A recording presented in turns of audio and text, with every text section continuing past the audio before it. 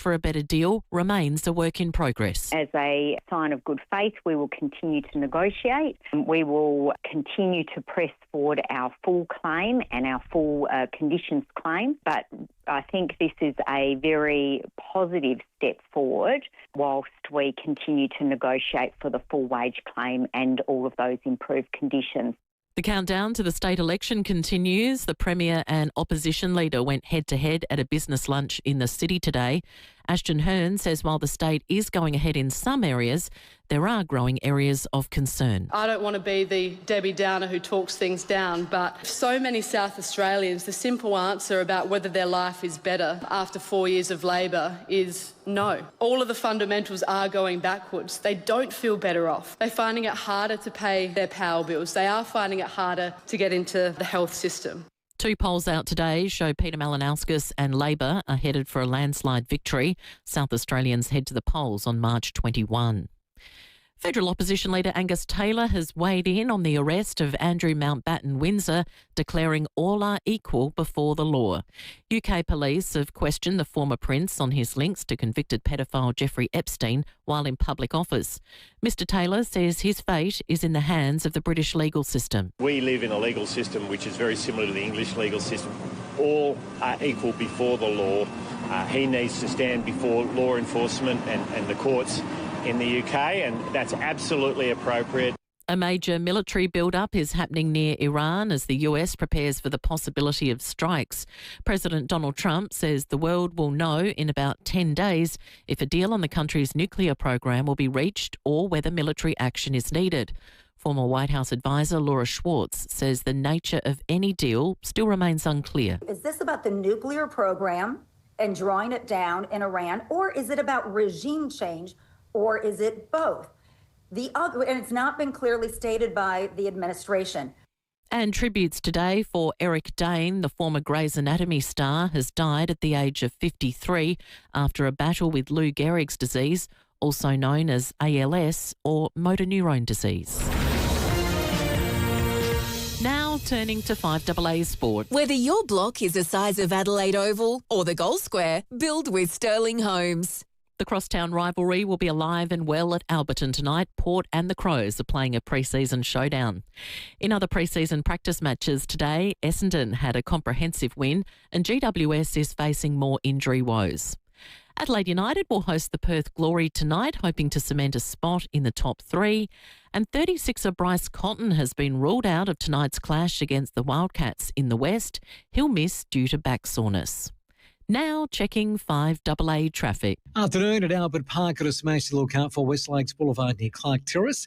Awful delays again this afternoon with that burst water main at Kilburn, Green Junction Road near Churchill Road. Just give it a miss, the Savo. It's still horrendous and quite busy at the moment, South Road Mile End.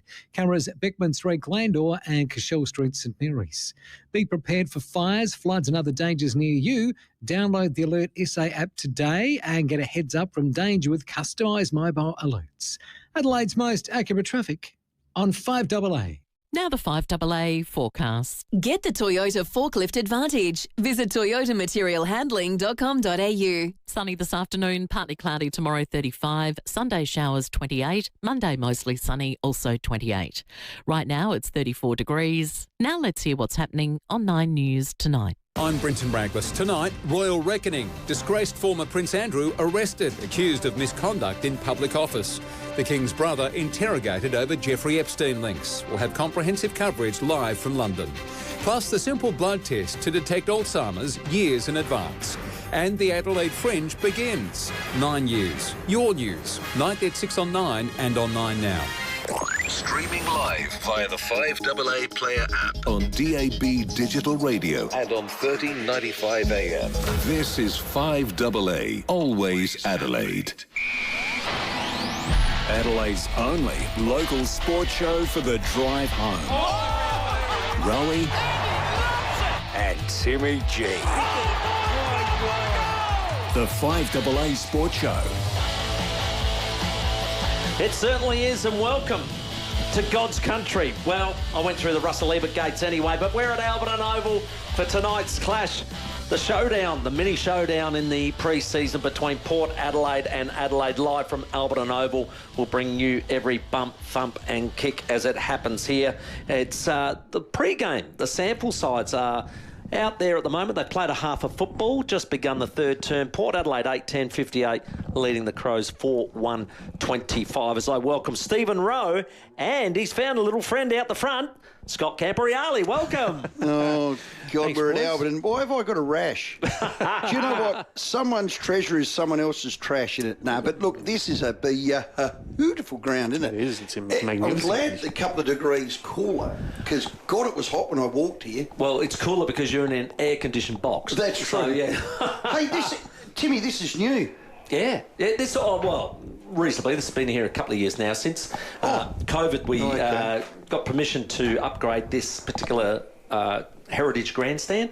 It's now called the Williams Family Stand. And when they did it, we were asked if we were able to put some wider coaches boxes, but also commentary boxes, and of course they do sample games from here and AFLW as well. So this is why those boxes have now been created, and why we're in an air-conditioned box where it is 33 out there and still very, very warm for the players. Don't worry about that. So what have you seen so far? Well, first of all, you've seen some selection. Well, I have. So it's 8-10-58 Port Adelaide, just into the third quarter. Adelaide Crows 4-1-25. The ball movement of Port I've liked. I still think, and work on it is only the sample team. When I say that, only, it's not your A graders, but you've got Ollie Wines out there, Sweets out there, Zerk Thatcher's out there, Radicaleer's out there, so it's a pretty damn good sample team for the Crows. The big story is Riley O'Brien is leading the ruck for the Crows. That's the only real one. In the sample side. In the sample side, which means McAndrew will play in the ones, if you like.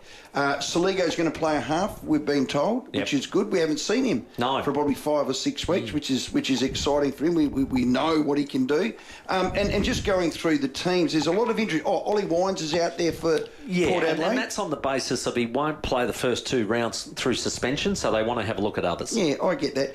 Mitch Georgiadis and Zach Butters obviously played in the state game, so they're being rested. You've got a lot out. Jordan Sweet's another one.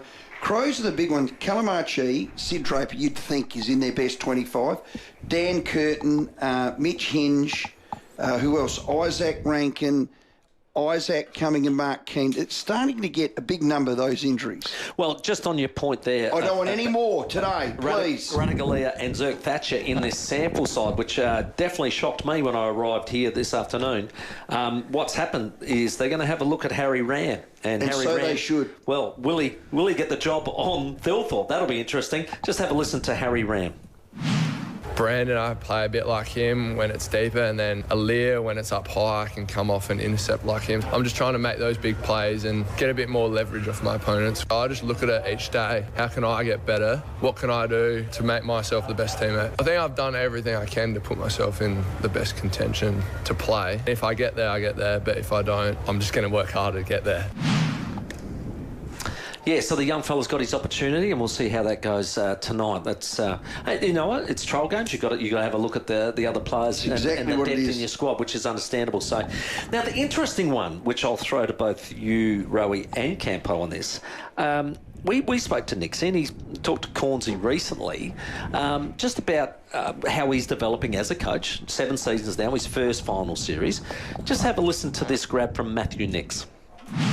You can talk about pressure and you can talk about finals football, but if you don't actually have the experience of it, it can be quite challenging. You have to have a respect for what our opposition brought in those moments as well. I'll bring a lot of it back to our lack of experience. I think we are a mentally strong group. We've shown that right throughout the year. You very rarely see our guys give up on a game. We've had a group that have been resilient, mentally strong. We may not have had the execution right, but we've been able to get that right over the years, which put us in the position of last year. Now, he's talking about, obviously, the finals experience and how, to get better himself also in that as well. We find But I agree with what he said. They are a resilient team. No problems with that. Today we find out that he's handing over the reins to Murray Davis. So we've got Scott Burns on later. We might be able to ask that question. But how did you first absorb that fact that he won't be technically coaching today? Well, when I first read it, it was a media release. I've actually got it here in front of me. I thought, why would he do that? It's his 7th year. If he's talking about experience, the best experience is for him to hold the reins and go and do what he does. I thought that was more for a Kevin Sheedy after being there for 18 years and an Alistair Clarkson after 15 years. Get it? And because those two are quite demanding in their delivery, the players might like in a pre-season just to a fresh voice. Have a fresh voice. Okay. Now, I don't believe in fresh voices. If you're the man, one dog, one bone, all that stuff. I'm not a fan of handovers or stand-ins. I'll give you some names. Pep Guardiola. You think he'd step aside and let his 2IC in? Sir Alex Ferguson or Kevin Sheedy for that matter? Sir Alex. Phil Jackson from the NBA or Bill Belichick? Now I'm being a bit harsh. Can I ask you one question though, Rowey? Yeah. What you just named those coaches there. Yep. What is Nixie doing today that they do every week? Where do you think Nixie's going to sit today?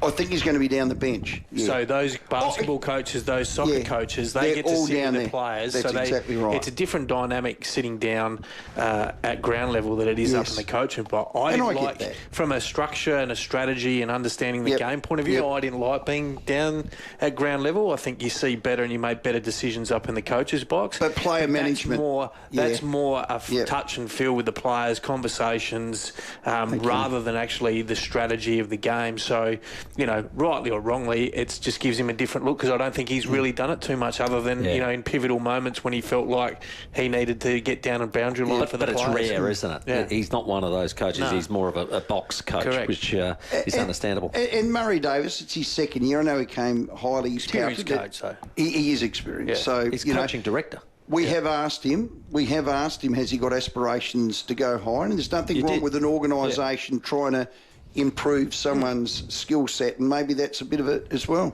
Maybe there's a bit in that, I agree. Again, back to these two teams that are playing right now. Stevenson, who's trying to get a role in Port Adelaide's list, he's trying to get one of those SSP spots. I've watched him. Some of his stuff's been quite good and quite experienced and the like. But I saw him duck his head over there, which I was like really hot on because I don't like that. Does he chase tackle and arrest? Not to my KPI. Jeez, I wouldn't have thought at the moment, but yes, if he can pick that up, maybe. But you know what the thing he's got? He's got skills. He's got class. Yeah. He's got talent. He has to match those things in with it. Well, the challenge is, isn't it? And he's been out of an AFL system for a little while as well. So. It's been a great opportunity for him to reinvent himself, hasn't it? Yes. You know, in terms of what he went through, got delisted, went and played some local footy, gets an opportunity, and you just hope that he grabs that opportunity. I mean, now with Ivan Soldo as well, you know, is there another spot that opens up as well? You know, so they might pick two. Yeah, he just looks like the same player that frustrated Collingwood and North Melbourne, to be honest. He just comes on the ground as we speak, so moving forward. But a little bit bandy-legged. I wouldn't say that. With that, Stephen, I think you're right. I think you know what you're getting. So you've got to accept if you're picking him up. That's what you're going to get. That's the package. It's not like, say, Harry Ram, who we're developing and showing what can he be. At the moment, I think we know what we're getting. Well, he's been in the system for about 8-9 years. We'll see if that... Yeah. And Ram's been in the system for what? Half. Half. So, in the mid-season, it'll be a full year. So, Timmy, I'll ask you a question. This is the new look Port Adelaide with a new look coaching group, with a new game style and tactics. Have you seen anything different? Now they meant to mirror the AFL. I think you'll see more in the next game at 5:30, but what are you seeing? Yeah, they're meant to, what they say... now, this is the last disposal out of bounds rule. Came off the foot of one of the Crows players, and he was sort of going, well, why? Well, he should know why. Exactly, read the rule book. Yeah. So what I've seen so far is because the Crows jumped them. They kicked the first 2 goals and looked lightning. What I've seen so far is the ability to be able to defend a lot better already. That's one thing I've already seen. I know that's what they've been trying to do, and what I have seen is them. And I know you probably don't like the word, but I'll call it this: the way they're positioning themselves behind the ball is a lot better. So if it does turn over, I've seen them be able to get it back without without getting cut up. They Port Adelaide were a side, and we saw it last year in those really heavy losses. They were a side that could have the checkerboard done to them. You could just weave over the top of them and get out the back. They were high and flat. Correct. Correct. Yeah, behind the ball. And so I think that's changed. That's, for me, that's a terrible miss on goal as we see that. I've been more interested in how they're moving the ball. There's a considerable change between 24 and 25. And you guys interviewed Josh early at the year, last year, and I was surprised when they said, we're going to go handball crazy and go a bit GWS-like. It wasn't good. Which they did. So if you have a look at the numbers, they actually did do that compared to what they did in 24 where they kick-marked. And that was a Ken Hinkley game plan. They went to this handball, run and gun, and now when you wound that back pretty quick. Well, but when you do that and you're not set up well defensively, you get opened up severely because you put pressure on the ball carrier without being able to slow the game down. When you mark the ball, you can actually reset the ground a little bit quicker. Yeah. But I've actually noticed a little bit more back to the kick mark, lower your eyes, roll on, not go backwards, not sideways, going forward. Try and hit those short 45s and get some handball release, forward. But it's certainly gone back to a bit more kick mark, lower your eyes. And a lot more thought about how they're going into. There's no bombing going on at the moment, so that's been good. Who's won the last 2 flags? You just described how Brisbane played. Yeah. And that's how the top 4 teams all played last year. So, look, there'll always be a bit of a correction. I'm really interested to see the game from 5:30. From the Crows with all the outs, McAndrew as a ruckman, Port Adelaide with that new look or newfound voice and system. It's going to be fun. I'm liking it. Footy's back. Well, the Timmy. contest is going to be important too, Tim. Yeah. We spoke a lot, didn't we, during the year around Port's ability around ground ball and their ability to win contests either in the air or on the ground. And it was it's below par, 15th in the competition for some of those numbers. So I'm really interested to see the way Josh plays. He's brought in Brodie from Fremantle as well. Yeah, Will Brodie. So he's bringing in some players that can win that contested ball as well, and what they structure up around that midfield will be important. And Stewie Jew, no silly person there, has been in the game a long time and coached Sydney midfield pretty well. So I'd be interested to see how that sets up as well. We're at Alberton. Give us a call, 822 300 00. Ask any question you want about who's in where and who's doing what. Port Adelaide at 10-11-71. There's a lot of scoring shots. 21 scoring shots to... Well, they've kicked away. Adelaide kicked the first 2 in the first 2 minutes of the game. So That's they've only right. kicked 22 scoring shots to 5 is not a great look, is it? That's a lot of scoring shots. I've noticed Port Adelaide probably trying to do what they're trying to do. They mucked a few up going inside 50, but there is no bombing going on. So that's one good sign. We'll go to a break, but I'll tell you what, when we do come back, we'll take your calls, 8223 0000. We've got a bottle of Rusden's Black Guts on the line. We certainly do. So ask your questions to Rowey, Timmy and Campo, the full panel here at Alberton Oval. And we've got Scotty Burns and Ben Rutten from both clubs to speak to us before 5 o'clock. Your call's next, 20 after 4. Rowey and Timmy G. The 5AA Sports Show. Sharing in the moments that shaped our state. Is the mark of the year. I'll say now, no one will beat that. Give him the key to the city, Robbo. Always Adelaide for 50 years. This is 5AA. At Mawson Lakes Volkswagen, they've been raising the bar on servicing. It starts with next day servicing, free loan car, free vacuum and wash, and you can enjoy a free breakfast or lunch thanks to Villies. Your car will be in expert hands with a state-of-the-art service centre and factory-trained technicians who know your vehicle inside and out. At Mawson Lakes Volkswagen, we look after you and your car. Mawson Lakes Volkswagen, just a short drive from the city. You know what, if you smash or crack a windscreen, it isn't something that you enjoy. You're not happy about it. But you want it done straight away at a great price by a South Australian company. Yes, please. Okay, so the first thing you do is call this number. Get on the phone, 8269 4444. It's the Big Red Koala on Main North Road, Prospect. Correct. I may pick up the phone, I may not. Yes, and I'll tell you what, you'll get the same service no matter who you get. That's right. So if you're insured, you ring us, we do all the work for you, we put the glass in. If it's just a retail client, we'll do it, trade, we do the whole lot. We are South Australian, 50 years old this year, and what we're going to do this year, if we put a windscreen in for you, and you're driving down the road a month, 2 months, 3 months, 5 months, 6 months, and generally with our roads, you're going to get a chip. Another chip? They're everywhere. You get a chip repair, we'll repair it for free for a whole year. But I just did it 3 months ago. But that's exactly right. Doesn't matter. And you got a lot. Scotty Hodges was in today. Yeah. Chip repair, bang, done it, out the door he goes. Oh, there you go. Just name dropping there. Sorry, Yeah, Timmy. well done. But that's the sort of thing that can happen anyway. They come in with a real long face. Oh, yeah. Bit like a horse, bit like you. You know when you get really sad,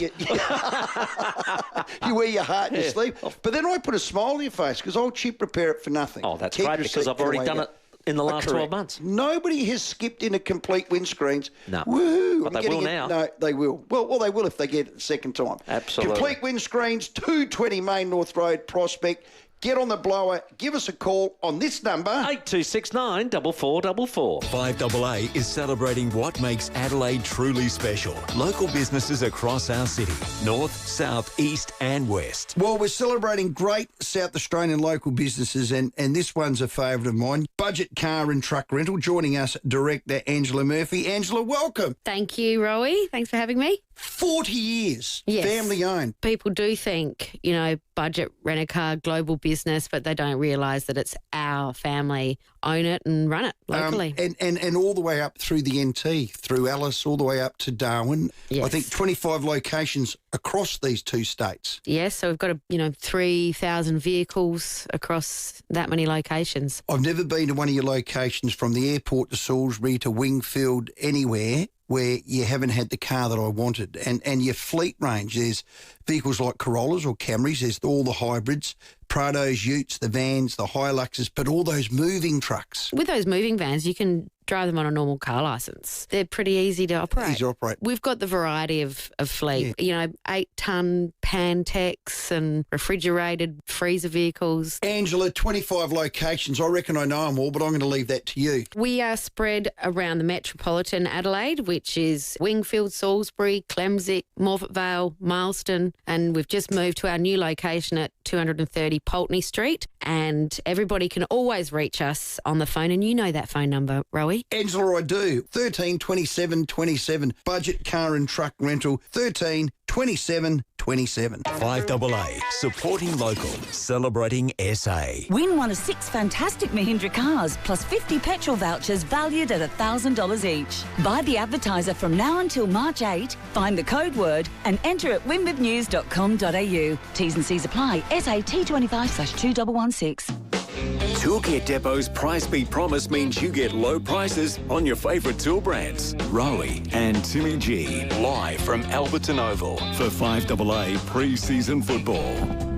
That's exactly where we are at 25 minutes after 4 and a beautiful day for it as well. If you're nearby, come down. Of course, free entry. The stands are filling up and it's going to be a cracking contest. We'll bring you the live call from 5:30. Campo, Rowey and Timmy G here, and we're taking your calls 8223 0000 for a Rusden Blackgut Shiraz. But first, here's traffic. Afternoon at Albert Park, a crash to look out for West Lakes Boulevard near Clark Terrace. Still got big delays with that burst watermate Kilburn. That is taking forever to fix. Churchill Road to Grand Junction Road. Avoid that whole area of the Savo. It's just awful.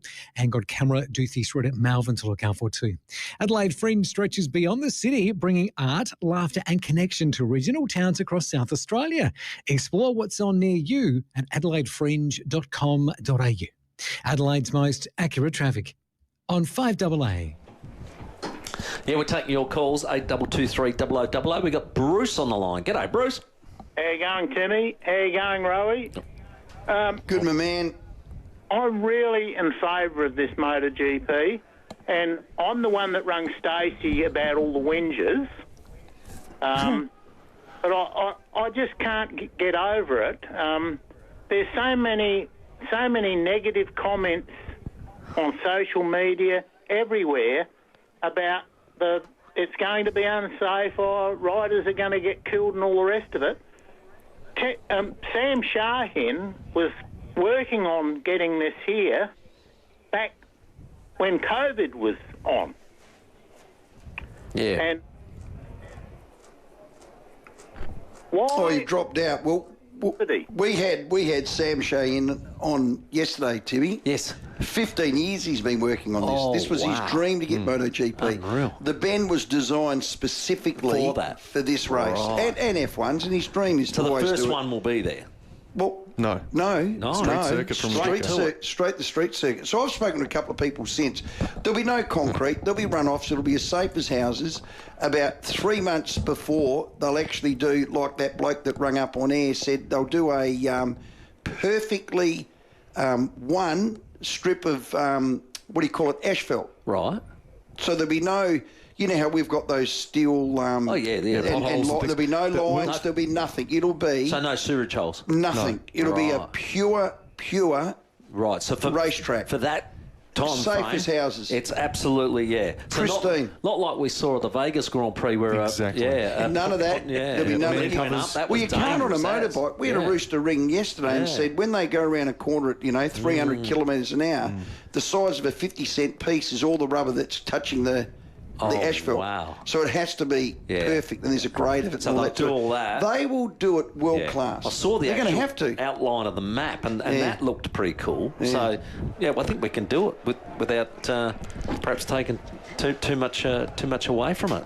Sounds good. I think it's going to be fantastic. Well, you might think the month of November now, 2027, you're going to have that with a concert into the Supercars Grand Final. BP Adelaide Grand Final. God, we're going to have ethanol. What was that lovely little girl from Montine? I do remember Dad, that. where's the ethanol? We'll all have ethanol. Yeah.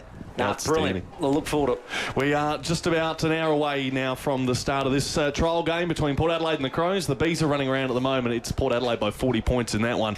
And we'll keep you abreast of how every single player is going, because there's lots to talk about as we see, I think, the end of the third term, which means the end of the Bees in general. So we'll wrap all that up as well. 3 quarters. 3 periods, yes. Oh. So they're done and dusted, and the A's will run out there in just a moment. Time for the 4:30 headlines next. To speak about the Crows, it's Scott Burns live in studio. The 5AA Sports Show, Rowey and Timmy G. What is, without a doubt, the most extraordinary Australian political poll, probably in the era of poll taking? David Penberthy and Will Goodings. Primary votes. The ALP on 44, One Nation 24, the Liberals 14%. 5AA Breakfast. There is actually a chance that the Liberals don't retain a single seat. Adelaide's leading breakfast show. What's question time look like? Weekdays from 6 a.m. on 5AA. Always Adelaide.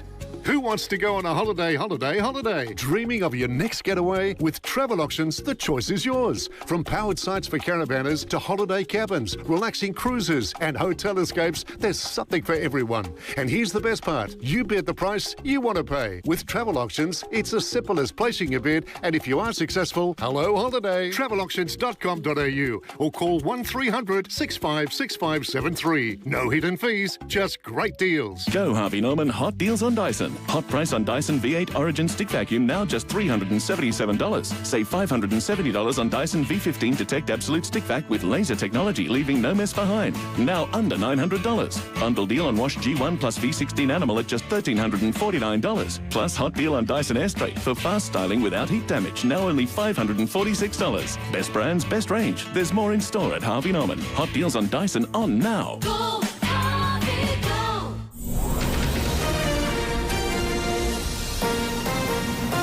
This is 5AA News. Always Adelaide. Good afternoon. Mel Usher with the 4:30 headlines. A 35-year-old man has been arrested following a stabbing in Perry Street last night. Nurses are pressing pause on next week's strike action after receiving a revised interim pay deal.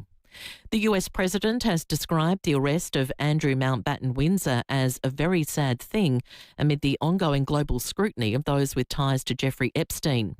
And in sport, Adelaide United will host the Perth Glory tonight, hoping to cement a spot in the top 3. Now checking 5AA traffic. Afternoon. Still got really big delays at Kilburn with our burst water main Churchill Road at the Green Junction Road intersection. Also, we've got a crash on Churchill Road near Prospect Road, so just avoid that whole area today. It's awful. In the east end of the city, Rundle's through will be closed from 5 tonight for East End Unleashed, and got a camera on McGill Road, McGill. Anaconda Adventure Club members, Spend and Save is on now. Spend $100 or more at Anaconda online or in-store and save $20. Hurry, this offer ends March 1st. Adelaide's most accurate traffic on 5AA. The 5AA forecast down to 17 tonight, partly cloudy tomorrow, 35. Right now it's 34. We'll have more news at 5 on 5AA, always Adelaide. Hi, I'm Lynn Andrews. For over 50 years, the Lynn Andrews team have made it easy for landlords to manage residential and commercial property. From single homes to multiple commercial holdings, our passion for property investment means we have a great deal of knowledge. How to do it safely and properly, matching the right tenant with the right property every time. We're here to help you. Visit lynnandrews.com.au. Babe, just so you know, I've invited a couple of mates over to watch the game. Wait, how many is a couple? Just 16. What? Stock up for the footy season at Sip and Save. More rewards members can grab a Bundaberg UP Rum and Cola 10-pack for just $45.99 or $48.99 for non-members. And you could win your share of up to $150K. Plus, Cooper's Pale Ale 24 packs at just $59.99. More rewards. Join now for free at sipandsave.com.au. Prices may vary in country areas. See website for T's and C's. Sip and Save. There's more in store. Kia's summer offers just got hotter with incredible value on 2025 build models at your Kia dealer now. Whether it's the full electric experience or the hybrid adventure you're after, Kia has you covered with the World Car of the Year EV3 now starting from $46,990 drive away, and the new hybrid Sportage from only $44,490 drive away. Hurry in for these incredible Kia summer offers at your Kia dealer now. Kia. Movement that inspires. Toolkit Depot's Price Beat Promise means you get low prices on your favourite tool brands. Rowey and Timmy G, live from Alberton Oval for 5AA pre-season football. Yeah, it's good to have footy back. It's 27 minutes to 5. Terry McAuliffe will be giving his tips tonight. Just won't be at the regular time before 6. He will join us just after 5 o'clock if you're interested in the races this weekend. We have Ben Rutten, the GM of football for Port Adelaide, live in the Combox very, very shortly. But right now, Rowey, we have a new guest. Season 2026 starts with a pre-season showdown from 5:30. We're here live at Alberton Oval. Joining us is forward manager Scotty Burns. Burnsy, welcome. Thanks, Rory. How are you going? Now, I notice out there still playing is the, what would you call them? The probables, the next ups, the twos, the 4B2s. The sample sides? Yeah, the sample sides probably. The buckle wheels. Yeah. Look, it's good though because we've got obviously there's a fair bit of young talent we've brought in the last few years, especially last season with the young forward line. So it's good to get here and have a look at that. There's a few. Both clubs have got a few top-up players as well that they're looking at before the SSP. Yeah, Rankin, Curtin, Cumming, Keane, Draper, Archie. No more injuries, please, today. I bet you all be sitting in the coach's box thinking that. There gets to a tipping point, doesn't it? Yeah. I mean, you'd like everyone fit, but it just doesn't happen. It's a pretty hard game. We certainly, you look at it now, it's physical. Even at the level below, they're hitting in pretty hard and they cover ground. So the big disappointing too, of course, Curtin and Keane, when you get those injuries and you're out for half a year. The only silver lining you put on those things, at least it's now and not round 13 or 14 and they miss the rest of the season. That's it. It gives opportunity. We'll talk about the opportunity. I'm interested on the wings. Last year, Dan Curtin and Cumming did a terrific job from goal line to goal line. Their defensive running, their power running was just unbelievable. It did set you up. Both of them aren't here now. I'm just trying to look out how you're going to structure up today and who gets those two wings. Yeah, and we've also, Hingy's not playing either, who plays a bit of wing. Archie and Neil Bullen have shared it a little bit over the pre-season as well, so Archie's not here. But we'll Chase Jones has had a really good pre-season. He's been really solid, so he'll get a fair crack at that. And we're looking for one anyway, though, Rowey, with Curtin, with his development going into the midfield, so there was always an opening. Yes. But one young fella who's had a terrific pre-season, and he's played mainly across half-back, but he has played wing before, is Braden Cook, so he'll get a look at that today. Hey, Scotty, your forward line, and really for the last 3 seasons, has been very dangerous. It's a real threat when the ball goes in there. Do you need to tweak anything for this year? And if so, what and with who? We're always looking to get better. I guess the 2 tweaks the last 2 seasons, we've got Neil Bullen and Archie coming in, so there's 2 things straight away. Tex is going on again, but we're always looking for that younger one coming through. We've drafted a few in this last draft, but we've also got Toby Murray, who'll get a bit of an opportunity today. Probably more so in the ruck, but a little bit forward. Okay. And he was coming along very nicely, but unfortunately he broke his leg last year and missed a fair bit of the season. But it would have been great to get him 3 or 4 games last year, but it's great he got the opportunity today. That's my next question. Archie, Neil Bullen, how do they work together? No, they've been working together really well. the thing is, with forwards, there's a lot of roles in that area of the ground, and I think they love the opportunity to get up to the wing and around the ball. They're both very similar. Their work rate's fantastic, but the thing is with Archie, what I've really noticed with him is his finishing. So when he gets the ball in hand, whether it's a shot on goal or putting a teammate in a better position, he does that very well. So I think both those boys, they got their roles in the forward one, but they do like that release a little bit to get up the ground and get amongst the ball a little bit more. I guess, Burnsy, you take a step back in 2025 in terms of you did a lot right for 23 weeks, finished top of the ladder. The finals didn't quite go the way that you would have all panned out. And considering your numbers throughout the year, there's a lot of things that didn't happen quite well on those two games against Collingwood and Hawthorn. Did you take a step back with the group and just identify that at the start of pre-season just to cleanse the moment and then move forward, or did you just move on straight away? No, we spoke about it before we left enough, and we don't have to go through it too much. We know during the season we did a lot of things right. We talk about the two finals, and it's really disappointing, but we'll run on empty probably that last 4 or 5 weeks as well. We're just starting to tail off now, whether we needed to freshen them up a little bit earlier or maybe train them harder so they can get through a full season. But yeah, you look at the boys that have been around now, they're in 4 or 5 pre-seasons, the Rochellis and Thilthorpes and Saligos. You get the senior recruits of Cumming, Peatling, Archie, Neil Bullen. All of a sudden you go from a bottom 2 or the second or third youngest team. Now I think we're 6th or 7th oldest. So we do have that, what we call it, we've all been through it, the residual fitness that you get from 6 or 7 pre-seasons. So I think we'll be able to last longer this season as well.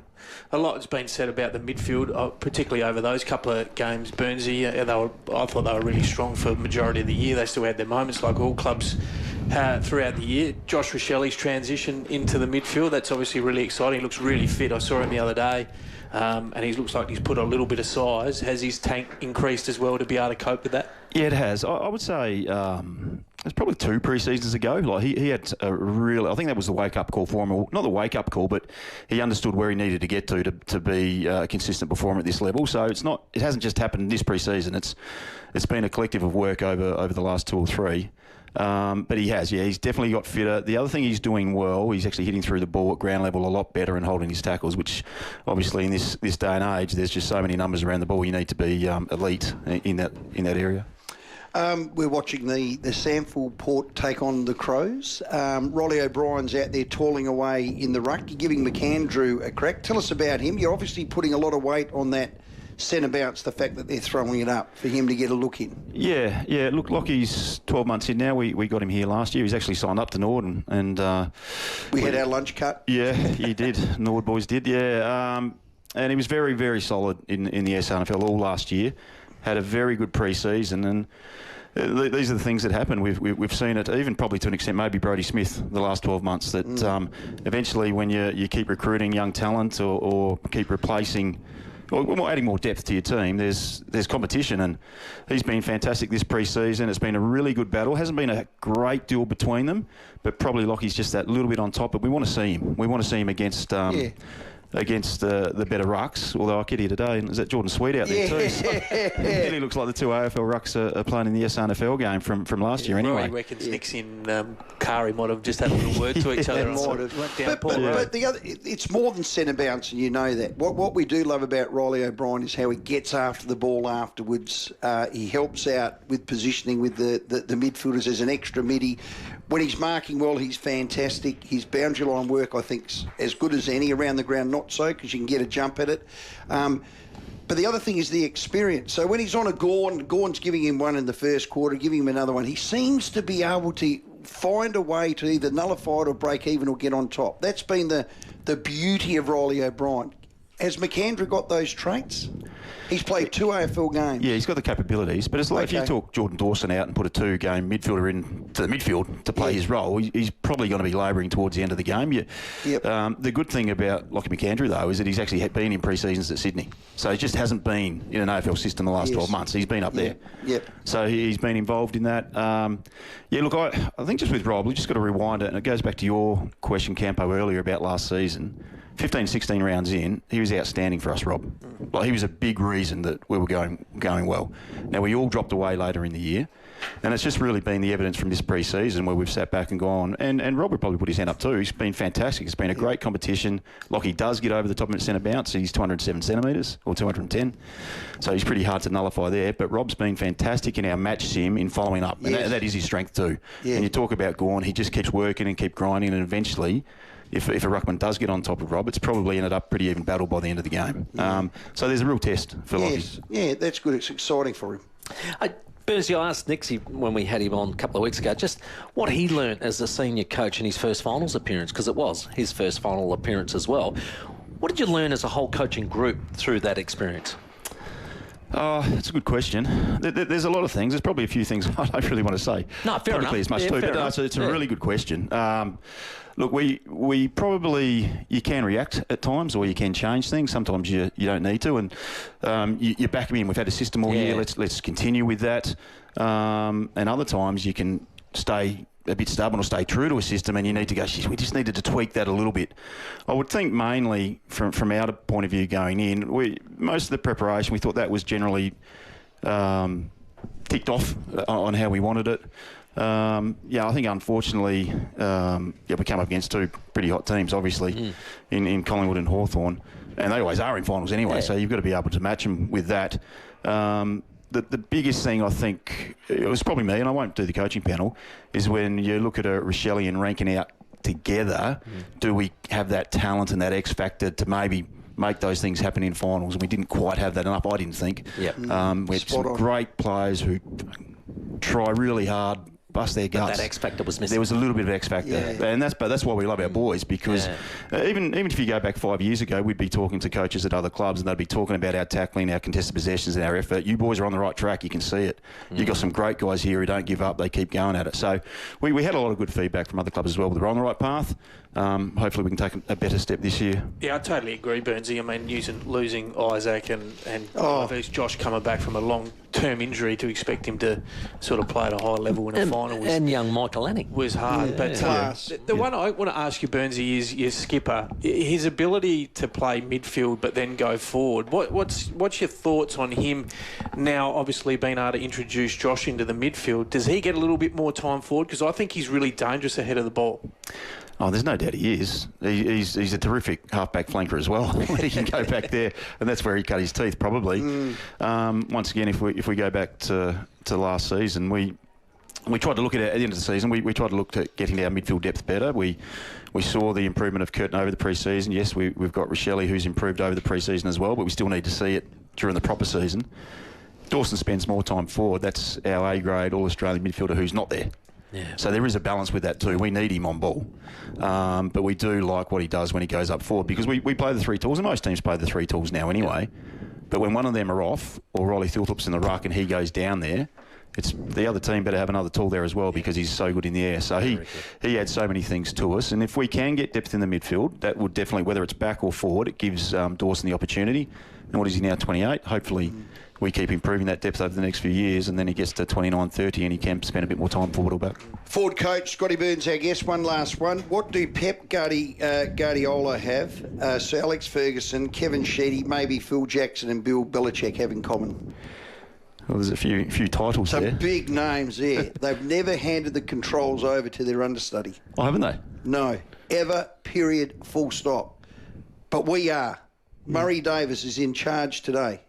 Talk me through that, Burnsey. Well, it's pretty common this time of year. Is it? The AFL, I reckon it's been done a fair bit over the journey. Oh, okay. Yeah, there's a lot of assistant coaches that have done that. What Nixie want to do, look, Nixie loves coaching from the box. He wants to be down and amongst it and see how that's operating down there. That's the major reason. Yeah. Just go down there, be amongst it, see the players. I guarantee you round one, though, he'll be back up in the box. But it's a great opportunity for Muzz as well, coming down from Brisbane to sit up here and control things. Okay. Hey, Burns, you all the best for the year. It's bloody exciting. Looking forward to the game. It starts at 5:30. We've got the Samford Crows and Port there. They look pretty even. Have a good one, and we'll speak soon. Thanks, lads. Well done. Scotty Burns, our guest. So as we get to a break, live at Alberton Oval, Ben Rutten from Port Adelaide's end is going to join us live at the Combox very shortly after Port Adelaide have taken a 40-point win over the Crows in the Samford trial game. Let's check your traffic. Afternoon in the east end of the city. Rundle Street will be closed from 5 tonight for East End Unleashed till tomorrow. That'll be pretty busy. Got a crash at Kilburn to look out for. Churchill Road near Prospect Road, and also a burst motorway in Kilburn to Churchill Road to the Green Junction Road. Avoid that whole area. She is super slow. Another burst at Modbury, North East Road near Reservoir Road with the camera Nottage Terrace, Medindi. The King Living Anniversary sale is on now. Save up to 50% on selected Australian Design Award-winning furniture. Hurry, sale on now. Shop online or visit a King Living showroom today. Adelaide's most accurate traffic on 5AA. Rowey and Timmy G, the 5AA Sports Show. Caravan shows can be very overwhelming with models, discounts and brands galore. But where do you start? How important is a local dealer? Does being built in Australia matter? To learn more about what it means to be built here and backed here, head to australiancaravans.com.au. Built here, backed here. If you're looking for custom-made lounge, dining, bedroom and cabinetry all made right here in SA, Nordic Design Furniture is the place. The designs and options are endless and fully customisable. Experience the quality and finish at Adelaide's only manufacturer's showroom. See how real furniture looks and feels. It's made right here by their artisans just for you. No longer Adelaide's best kept secret. Open 7 days at 43 McGill Road, Stepney. Nordic Design Furniture. Yes, it's a Nordic. Well, Rowey, you get an experience probably unlike most of us where you get to speak to the winemaker at Rusden's. Christian. Time and time again, you get the indulgence of having the inside knowledge of what he does and how he does it. And I tell you what, I get the beauty of the end product. That's what I get. That's and all I you care love about. It. Exactly. Show me the baby. Don't worry about the pregnancy and the growing the grapes and all that sort of stuff. Correct. 7-year-old grape growing generation, the best winemaker probably in South Australia, maybe the Southern Hemisphere, because they've got some pretty good ones up there in France. Yeah, we're good. Anyway, they're great. Go to the cellar door. It is an experience. It's 100 years old, that cellar door. The fireplace, it's ambiance. Is that a word? Oh, it is a word. It is a word. The it's a good one. and this time of year, they've got the cricket pitch out the front. Stop it. You can play games with the kids and the rest of it and have Whites, a good tasting. Reds, ports. I love the black gut Shiraz. You go straight to the top shelf, but you don't mind the Ripper Creek. I'm a Ripper Creek. I'm a Boundaries man. I'm a Drift Sand man. It just goes on and on. School days. Stop it. Gee, I tell you what. Stop it. Why do I know the range so well? Yeah, you do. And I'm an Uncle Willie's port when I'm sideways at night time. Do this. Log on to rusdenwines.com.au. Get to the vineyard. You'll love it. Rusden Wines. Hi, it's Jane Riley here. This year, I'll be involved again with South Australia's very own clinical research company, Fusion. Fusion is based at Norwood, and their research will help determine future treatments for all kinds of illnesses we face. But this is not just about South Australians. The work of Fusion Clinical Research will impact on future health well beyond our state. That's something I'm proud to boast about. Trusted research, proven results, Fusion. Hey, Mike Keelan here. I'm chatting to Matthew Beresford at Gawler Motorcycle Centre. Tell us all about the store. We're a family-owned motorcycle shop here in Evanston South, just outside of Gawler. We deal with a major brand up being CF Moto, and we do all servicing, repairs, spare parts, accessories here as well for all sorts of brands. And Matthew, I noticed in the gardening realm you've got a massive range of steel products. So simply search Gawler Motorcycle Centre at Evanston South. At Mawson Lakes Volkswagen, they've been raising the bar on servicing. It starts with next day servicing, free loan car, free vacuum and wash, and you can enjoy a free breakfast or lunch thanks to Villiers. Your car will be in expert hands with a state-of-the-art service centre and factory-trained technicians who know your vehicle inside and out. At Mawson Lakes Volkswagen, we look after you and your car. Mawson Lakes Volkswagen, just a short drive from the city. Toolkit Depot's Price Beat Promise means you get low prices on your favourite tool brands. Rowey and Timmy G, live from Alberton Oval for 5AA pre-season football. It's 10 minutes to 5. Yes, and we're at Alberton Oval. We just saw the SANFL teams play off together with a few interesting selections, including Rolly O'Brien for the Adelaide Crows' first ruck against Jordan Sweet. Port Adelaide in the 3 periods ended up victorious 10-13, 73 to the Crows 5-3, 33. Only a handful of listed players for Adelaide playing in that particular game, but we just spoke to Scott Burns of the Adelaide Crows. We're now going to move on to Port Adelaide. The new GM of football, Ben Rutten, joins us. G'day, Benny. G'day, Timmy. How are you? Excellent, my friend. Firstly, new role. And I remember when I started my first job, this old fella said to me, I'll give you 3 months to realise what you don't know, 6 months to know what you don't know, and then 12 months to know, and then get good at it. Where are you at? Yeah, pretty similar for me, really. I'm about 3 months in, so I'm just working out what I don't know. I was lost after 3 months. They're going to sack me. No, it's, well, a similar approach. I mean, my time before Christmas was a great time to come in and see a new environment, do more, listening and talking and see what works and get to know the people and build some foundations there. And then in the new year, we're sort of up and running now and getting close to game time. So, no, it's been good. I've really enjoyed the move and the new role. So football is what you do know, and how's it been in meetings now, basically changing a hat to become GM of football, to see it through a different lens than what the senior coach does? Yeah, look, that's been a bit of an adjustment for me, and I had to bite my tongue a few times in meetings, but it's been good. I mean, a big interest for me in this area is having a bit of a different perspective on the football program and all the other things that feed into performance. So obviously had a really intimate knowledge of the coaching part of it and the players and the assistant coaches, but to be able to step back, and I've always had a bit of an interest about the broader, more holistic view of all those things that feed into performance. And so now being across more of that and being able to influence and support Josh and the coaches in that way is something I've really enjoyed. Chuck, there's been a lot of change, obviously, players and coaching staff, a lot of turnover, obviously for the better.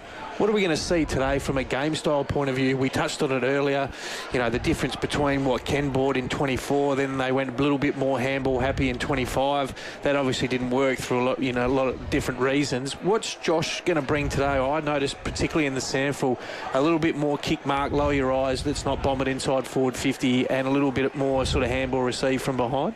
Yeah, that's right. I mean, I'm obviously not privy to what's happened here from a game style point of view, but we've got 6 new coaches plus Josh in a new role. So there's been a lot of change, and all of the coaches we've added have come from successful environments, in their own right. Whether, even Darren Reeves run a really good program in the Sandford at Glenelg with Stewie G, obviously, success just seems to follow him. So we've brought all these ideas, Andy Collins, put them in the melting pot, as well as what Josh has got a really clear idea on the way he wants the game played, but he's also provided enough opportunity for the other assistants to make that better and have some real buy-in into the way we play. So, and that's been a big part of our pre-season, is continuing to evolve and embed that, some differences in the way we play. And today will be another extension of that. We're not going to get things perfect, and hopefully we see some signs of what we've been training, but there'll also be some things that we don't quite get right, and we've got another few weeks to just continue to refine that. But, I think that Josh has spoken about the defence. There might be some adjustments there. He's certainly big on a team defence and having all 18 players, contributing and making sure we're working together with the way we defend, and having a variety of avenues in attack. There'll be times where we need to play fast and use our run and creativity, but there'll be other times, which we saw in that first game, where there's times just to take a breath a little bit, let the game unfold, build the ball up and try and find other avenues to score. So we need to have a pretty balanced view with the way we attack, and we need to be able to score in multiple ways. How is the leadership group going to make up, I guess, with Connor and Zach and Ollie? You got a fair bit of experience there. Does Josh lean on them a fair bit in terms of how they would like to play as well, moving forward? Yeah, certainly. I mean, Willem Drew's the other one who's in our leadership group there, and he's been one of those guys.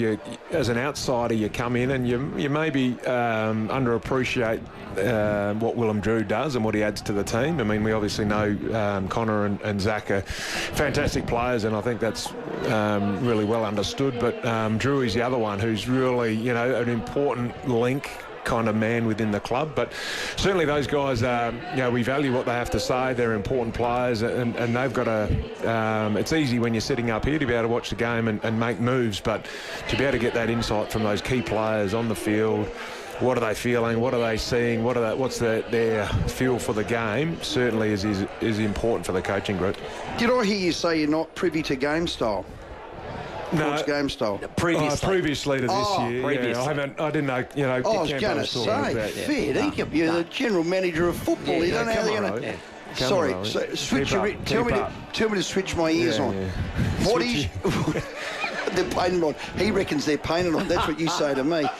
Truck, what's your game role? What do you do game day? What is your role? Yeah, so game day I'm going to be down on the bench. So I'm going to be the conduit. Andy Collins will be up in the coach's box with the coaching group. I'll be down on the bench communicating with him, communicating with Josh, who's probably going to be down on the bench to start with at least. And so making sure that game day role, I'm on the tools. You're in a rare club. Played, coached, and now a GM of footy. There's not too many around. Which one of those roles you think's going to have given you the most grief? Is that a serious question? The GM of footy role's coming. You won't want your phone. Well, when we had, what's his name? He said when the phone rang at night, you're going, oh, geez, see, you're the first point of call with that. I did get through Christmas. Chris Davis used to hate his phone ringing after hours. If I get a phone call right now, it's probably not what I want to deal with. So. No. I'm sure I've got that to look forward to. I'm sure that'll happen. But, all different, and I think as a player and especially as a senior player, you feel like you can have influence, and you can to a certain degree. Certainly as a coach, you feel like you've got a broader scope to be able to influence, the whole team. And I think certainly in this role as well, I mean, that's what I'm really looking forward to, is being able to contribute and to the whole big scheme of things. Well done. You'll be great. Have a great year. Yeah. Great media insight the other day. We had the media briefing, if you like, from you guys and the coaches. I thought was really well done. When you coached against Port Adelaide, where did you see our gaps? What would you try and attack? Look, Port have been... I think when you look at it, outside of winning a premiership, the last 10 years, Port Adelaide have probably won as many games as, Brisbane and Geelong over that period. So always, a tough team to prepare for and to scout and certainly to play against. Certainly a real strength was momentum, Port was always one of those teams. When they're on and they get some momentum, they're really difficult to stop, and some really dynamic players through on ball and a dynamic forward line as well. So that's, typically that's been certainly the perception outside of South Australia on Port Adelaide, is you've certainly got to turn up and play your best to be able to be in with a chance to win. Ben, thanks for coming well up. Done, Benny. Good luck for the whole season, mate. You've done your 3 months. You know what you don't know. Looking forward to the next 6 months, and we'll check in then, mate, all right? No worries. Thanks, guys. Thanks for having me. Excellent stuff. GM of football for Port Adelaide, Ben Rutten, was our guest. Yes, and he was. That's right, Sam Tugwell. All right, let's get to the 5 o'clock news. Terry McAuliffe next. See you, guys. Rowey and Timmy G, the 5AA Sports Show. Aussie kids are active kids, creative kids, sporty kids. Are you a Weet-Bix kid?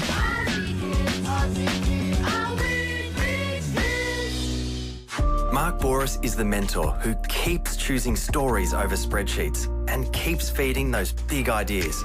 So keep good company with the Mentor podcast. This state election, it's a fit in with you thing, with more ways to vote than ever. Enrol today or check your enrolment at ecsa.sa.gov.au. Voting, it's a good thing.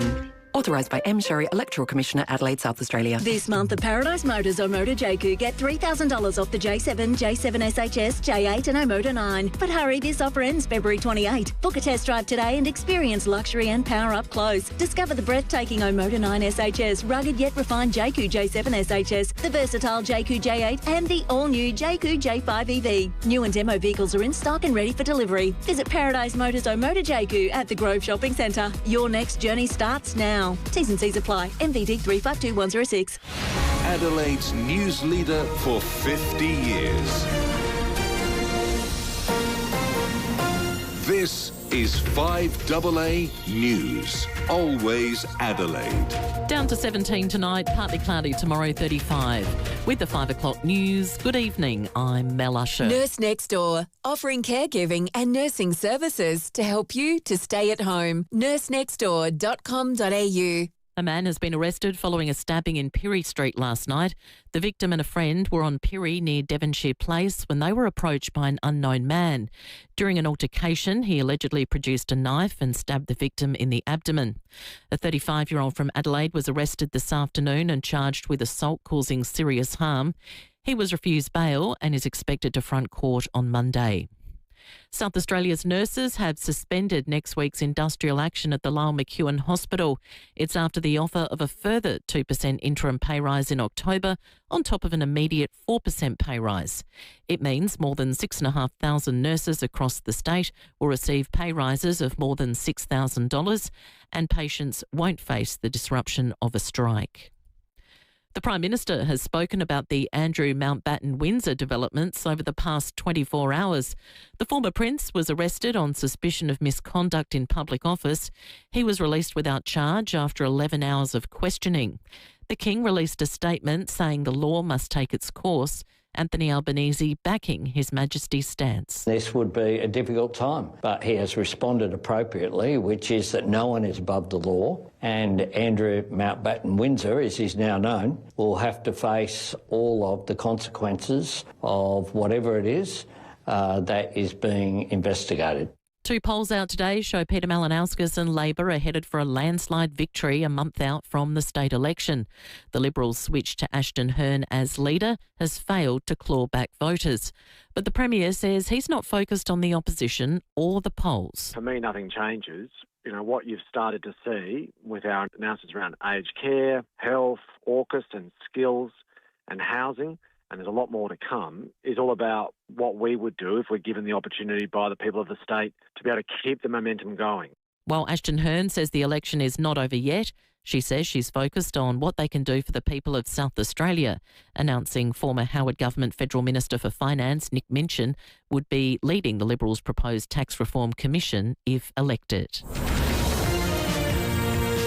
Now turning to 5AA sport. Whether your block is the size of Adelaide Oval or the Gold Square, build with Sterling Homes. Port and the Crows will meet in a pre-season showdown this hour.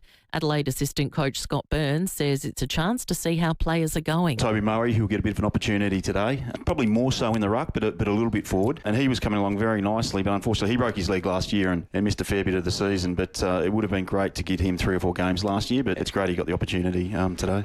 Former Melbourne midfielder Clayton Oliver has starred for the Giants in the first hit-out with his new side. The Giants recording a 34-point practice match win over Collingwood. GWS assistant coach Wayne Cripps full of praise for their new recruit. He's only going to get better and better. You know, since he's been in the club, he's just been a fantastic leader. He's so competitive. He's been awesome for our young players, you know, teaching them craft and just pushing them. While Essendon recorded a comprehensive 50-point win in their practice match over Richmond. Adelaide United are in action tonight against the Perth Glory, and 36er Bryce Cotton has been ruled out of tonight's clash against the Wildcats due to back soreness.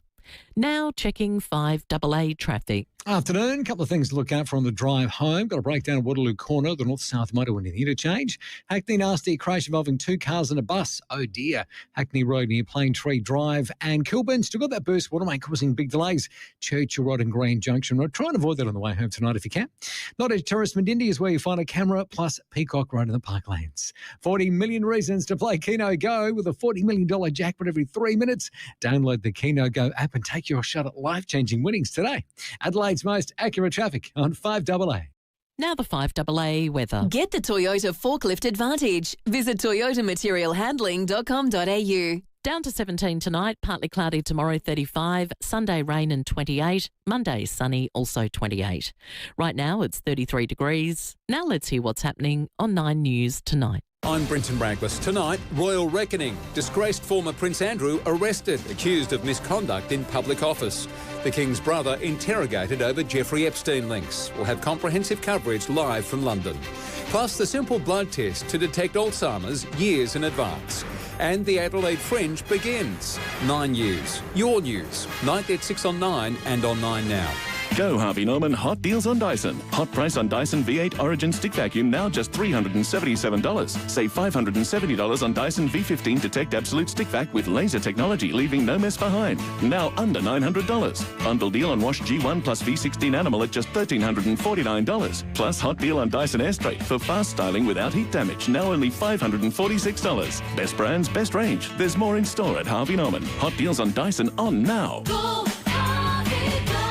Join Anglicare SA and Adelaide United for the annual soft toy toss at Cooper Stadium tonight, Friday, February 20. And Anglicare SA is the official match day partner as the Reds take on Perth Glory. Anglicare SA is calling on all fans to bring a new soft toy or a little teddy bear, toss it onto the pitch at halftime.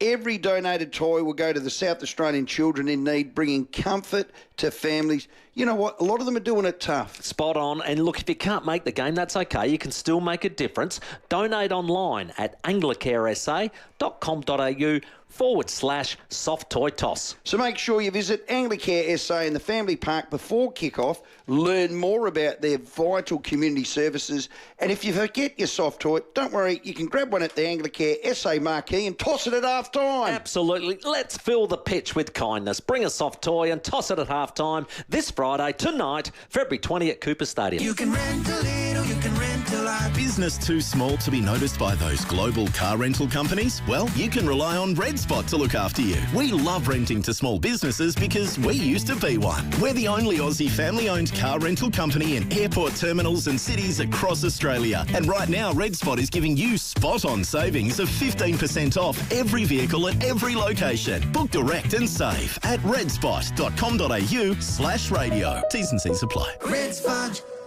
City Discount Tires. Get saving now with City Discount Tires. We're offering great deals on the world's top brands in tyres, wheels, suspension and parts. Suitable for four-wheel drives, SUVs and passenger cars, including Falcon, Michelin, Pirelli, Kumho, Hankook and many more. Finance options available. Search citydiscounttires.com.au and locate your nearest dealer today. City Discount Tires. We're driven by value. City Discount Tires. The news and issues that matter to South Australia. Always Adelaide. This is 5AA. Adelaide's only local sports show for the drive home.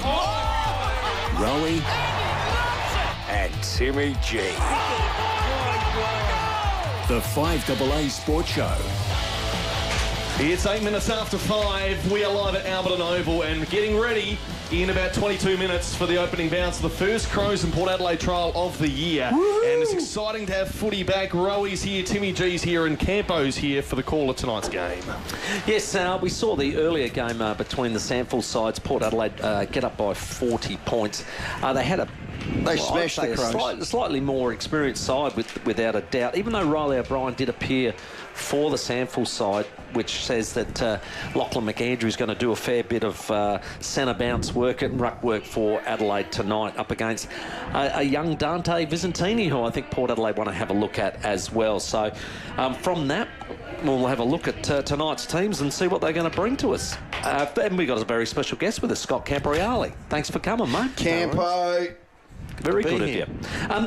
Did you see anything in that first game that was an indicator either way, as far as I thought Port Adelaide a little bit of change, and it'll probably be more prevalent in the A's, you would think. Yeah, I wasn't so much looking at Adelaide. I was more interested in Port. I think, particularly from a sample point of view, you can actually really see what they want to do sometimes because, true. You may have a little bit more time and space and the opposition's pressure might not quite be at the level as you would at AFL And they're level, trying to mirror what they're doing up the top. Yeah. That's it. So, what I saw, Timmy, is definitely I saw Port Adelaide number one, lower their eyes inside forward 50. Now, that's a little bit...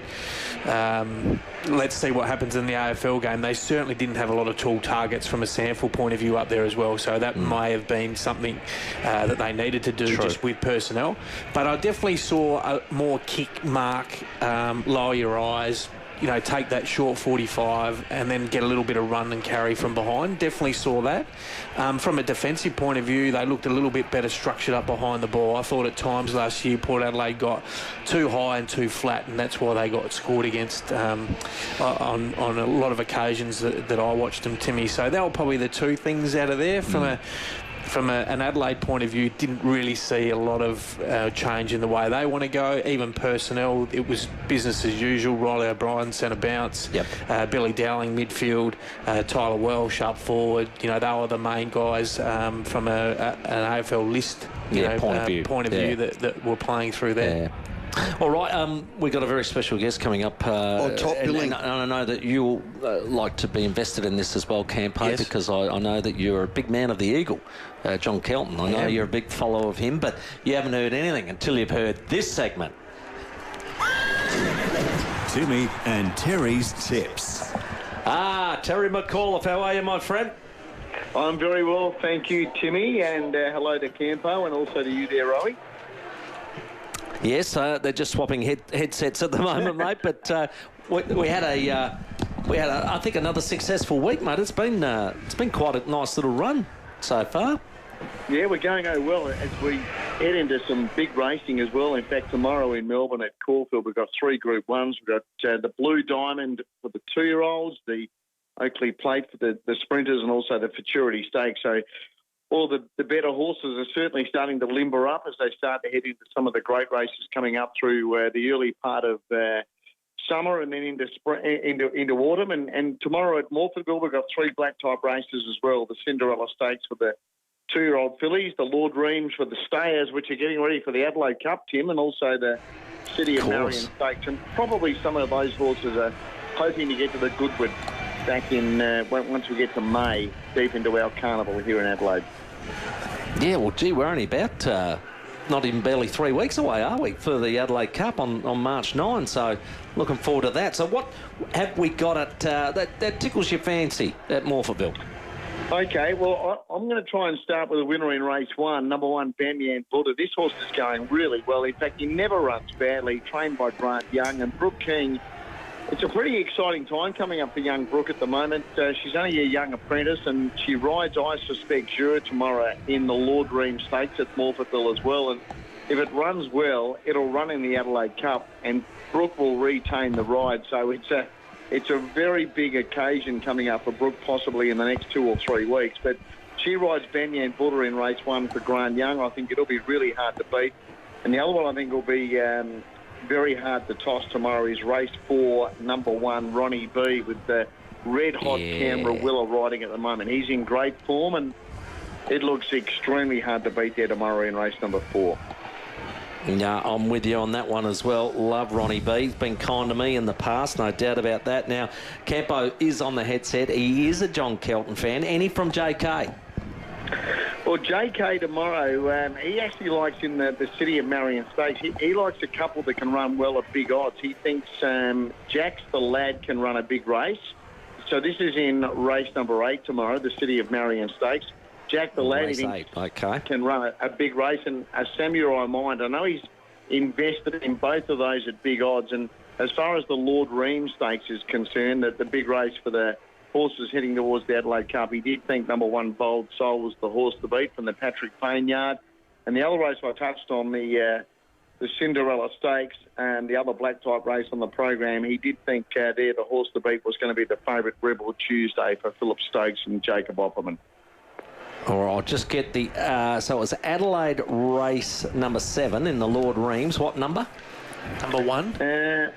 Number 1, Bold Soul. Bold Soul, beautiful. And the last Cinderella one. Stakes, which was, is it race 4 or race 5? That's race 5. That's race 5. Number 1 again, Rebel Tuesday. And then in the City of Marion Stakes, he's got a couple further down in the weights that he thinks will both run well at a good price. Jack the Lad and also a Samurai Mind. Beautiful. All right, we'll put all those down. I tell you what, it's a very, very difficult day. You've got some great tips there. I think the only thing I'll have to add there is I might go each way. Adelaide race 1, number 4, Fast Bubbles. And then a horse that was named after myself, Adelaide race 3, number 2, Intellectual. We'll see how we go with that one, Tezza. Hey, mate, thanks for your time and good luck tomorrow for racing.com. Thanks, boys. That's Terry McAuliffe there for racing.com. Some winners there at value too, by the sounds of it. You like that, Campo? Yeah, I do. You happy? Yeah, well, I've actually got on the first 2 because I checked Johnny's tips today. So you're good, I got on that Banyan one, race 1 and race 4, Ronnie B. So, but I do like a little bit of value. So Jack the Lad. Jack the Lad. I like that. Now, what was that? Adelaide what? I couldn't pick that up. That's Adelaide race 8. Adelaide race 8? Race 8, number 9. Number 9. Yep. Gotcha. It's Beautiful. coming from $23 to $16. Whoa. now you're on it. Denying on it, Timmy. We might just all of our $5 from here. All of our $5 might bring it into 15s, I reckon. Spot on. So a good day's racing there. Well, we'll gamble responsibly and enjoy the weekend. It's 16 after 5 live from Albion Oval, starting to heat up. So we'll bring you all the pre-season and trial game preview on the other side of this break. Here's traffic. Afternoon, couple of things to look out for on the drive home. Got a breakdown at Waterloo Corner, the north-south motorway near the interchange. Hackney nasty crash involving 2 cars and a bus. Oh dear. Hackney Road near Plane Tree Drive. And Kilburn still got that burst waterway causing big delays. Churchill Road and Grand Junction Road. Try and avoid that on the way home tonight if you can. Nottage Terrace Mendindi is where you find a camera, plus Peacock Road in the Parklands. 40 million reasons to play Keno Go with a $40 million jackpot every 3 minutes. Download the Keno Go app and take your shot at life-changing winnings today. Adelaide's most accurate traffic on 5AA. When it comes to reducing pain and rebuilding strength, FIVEAA leaves nothing to chance. Our university-qualified health professionals don't just treat problem areas. They design personalised training programs using Swiss-engineered machines unique to FIVEAA. These machines safely isolate the affected area, test your strength, and help rebuild your muscles for a stronger, more active and healthier life.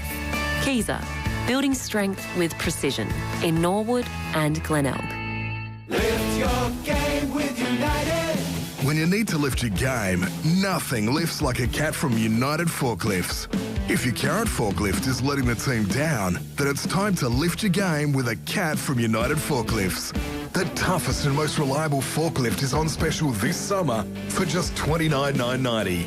Lift your game with a cat from Australian-owned United Forklifts. Google United Forklifts today. Lift your game with United.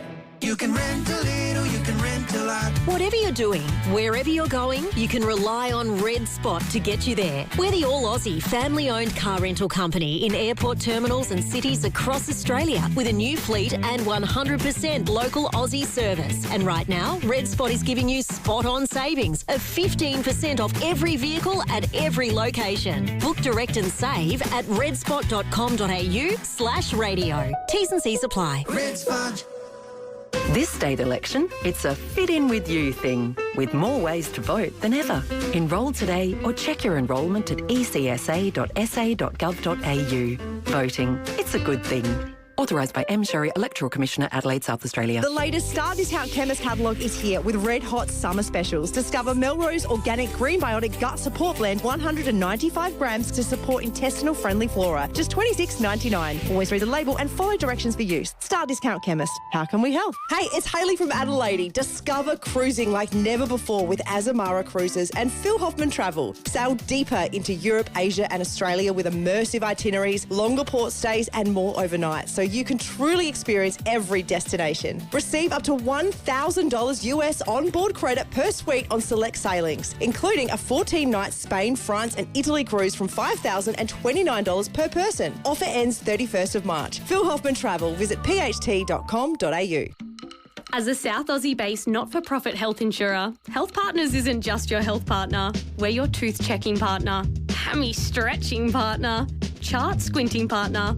We're your bone-mending, script-filling, arch-lifting, giving, salad-suggesting, generous limit-giving, member-supporting, SA-loving partner. So for great value health cover, there's no better partner in health than Health Partners. Health insurance made human. Toolkit Depot's Price Beat Promise means you get low prices on your favourite tool brands. Rowey and Timmy G, live from Alberton Oval for 5AA pre-season football. Yeah, we're excited about it. 20 minutes after 5. Game starts at 5:30. So we will bring you all the action in just a few minutes' time. Crows and Power start to take to the field. The Crows are going to be wearing their bright yellow strip as they take to the field right now with their fans here in full support. Port Adelaide fans are here as well. Very, very well attended here at Alberton Oval. So let's get a bit of a preview with Campo, Rowey and Timmy G. Firstly, is that a strip that's going to be worn at all? Just a pre-season it's like one. they're It's a like training they would strip. train with it. Yeah, I did notice the sample side of Port Adelaide wore a similar training strip. So, well, I'm looking forward to this game, Timmy. As Port Adelaide come out of their change rooms, Crows will move down the other end. There's a little bit of a breeze. I'm looking at it through different lens to you as far as what we're looking forward to. Here are my watch-ons, and Campo, you can comment as well. The midfield, McAndrew leading the ruck. Let's see what he can do around the ground. We know he's tall and he can get his glove on it in the centre square against Vicentini, but there's still no Rankin.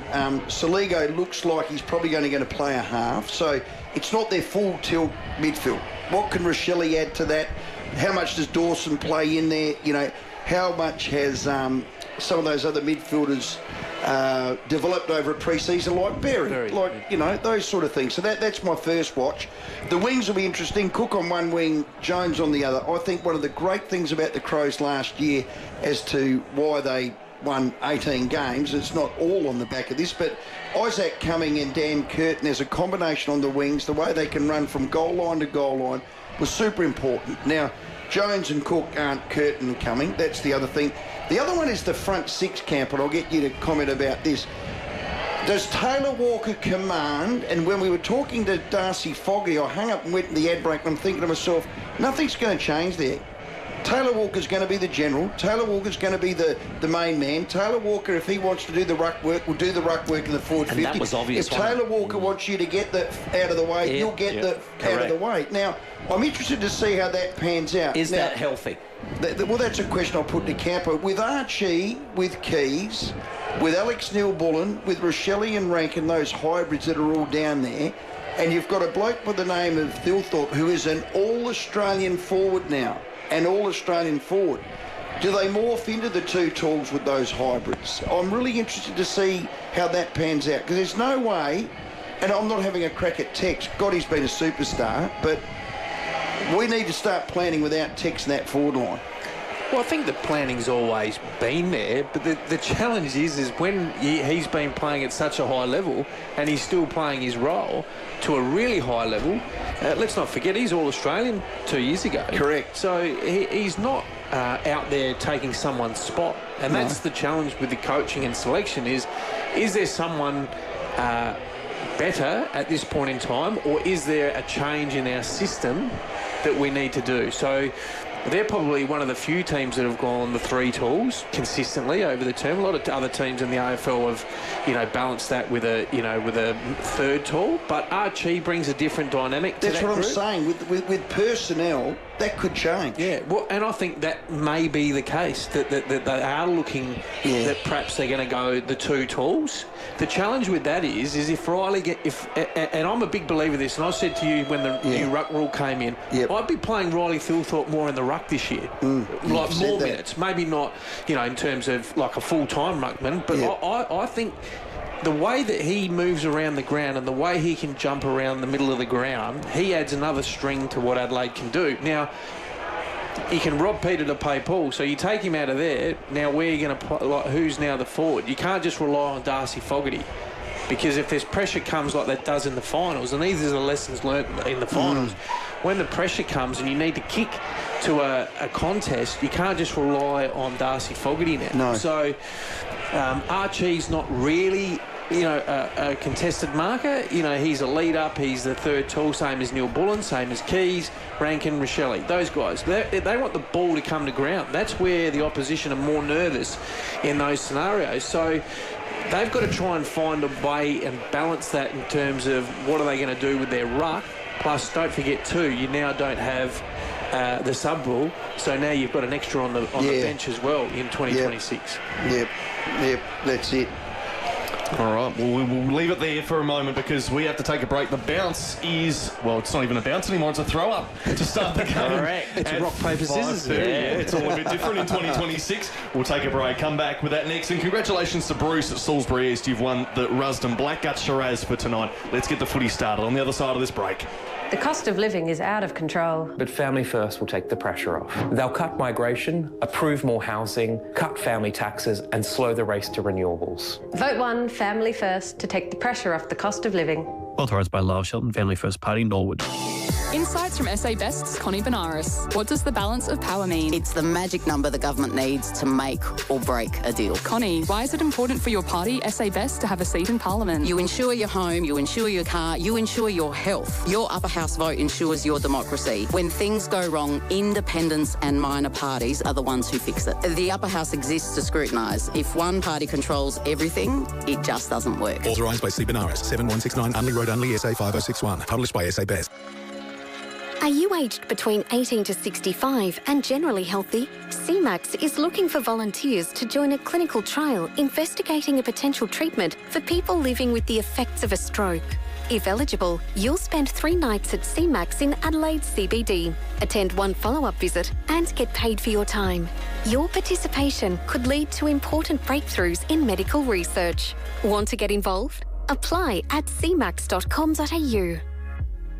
Hi, Mike Keelan here. Is your lawn a chore or a pleasure? If you're watching the clock, it's a chore. Now, if you're watching the lines, it's a pleasure. Mowers Plus Salisbury is there for the pleasure seekers. And if it's a chore, they'll make it easier. Mowers Plus stock all the big brands and they service everything, including cylinder mower grinding and all types of blade sharpening. You'll always receive genuine service from people who really care. Google Mowers Plus Salisbury. Rundle Street East is where Adelaide comes to feel inspired. This vibrant city boulevard balances historic charm and modern sophistication. Discover leading Australian fashion labels like Victoria & Woods, Assembly Label, Morrison, Caliber and Saba, alongside sought-after lifestyle brands like Homey and Gorman. From long lunches to late nights, cafes, restaurants and wine bars spill onto the street, shaping a place to linger, return to and rediscover. This is Rundle Street East. Here at FIVEAA, we're all about supporting local. Chill out this summer with Barnacleville's Seafood Chicken and Chill Meal with a bonus 750ml Gelista Gelato for only $35.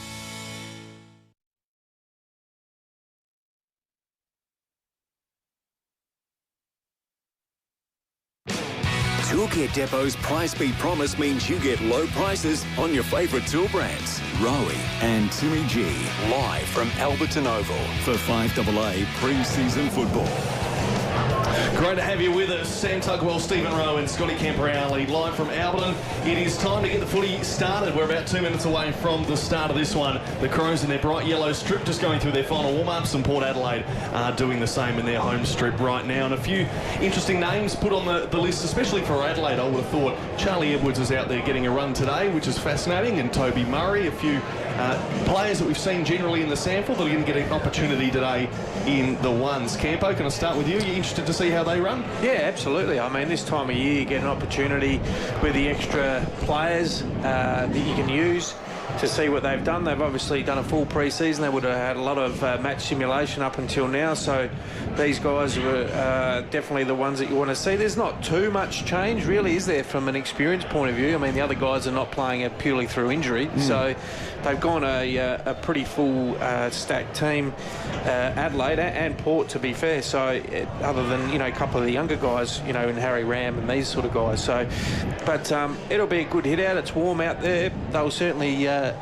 go up another level. I mean, the difference between match simulation against your fellow teammates is a little bit different to against genuine opposition. So, yeah, I'm interested to see. You know, there's a lot of hype around those guys. They haven't really broken into the team, and when you finish top of the ladder, 18 wins, is pretty hard to keep changing the team, isn't it? If we roll back this exact game last year, we're up at Mount Barker, Crows v Port, a pre-season showdown. There was a massive tweak with game style on how Port played. It was handball happy, GWS. We got to half-time. Timmy got into half-time and he got on the phone and he booked his European holiday because he said we won't be playing in September. Yeah. So I know you have a whole pre-season and a whole summer to work and tweak and change and adjust, and personnel's a part of that, but how you want to play. I want to be able to watch Port Adelaide now and go, wow, okay, well, this is how they're going to want to play. I'm a bit with you. Yeah.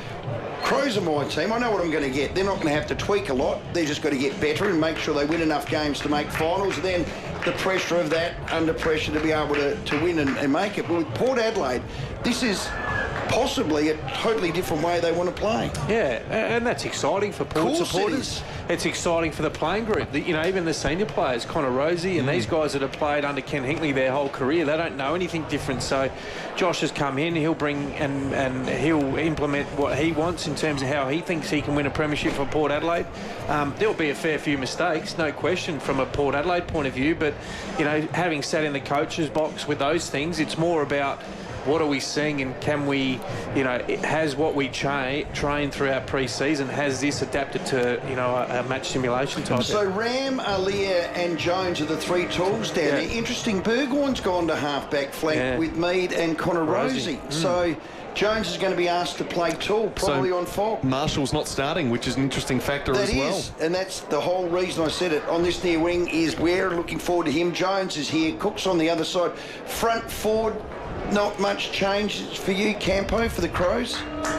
No, it doesn't look like it. You got Pets, Foggs, Walker and Thilthorpe. Anyway, here we go. The start of the game, Alberton Oval. Up they go. Big jump by McAndrew. Vicentini got a glove on it. Bergman in the centre of the square got it off to Drew. Drew goes forward. Getting under that was Miller. A big fist from behind was terrific by Darcy Byrne-Jones. He kept it in. No, it's out of bounds on that right-hand half-forward flank. So really the make-up of the Crows very similar to 2025.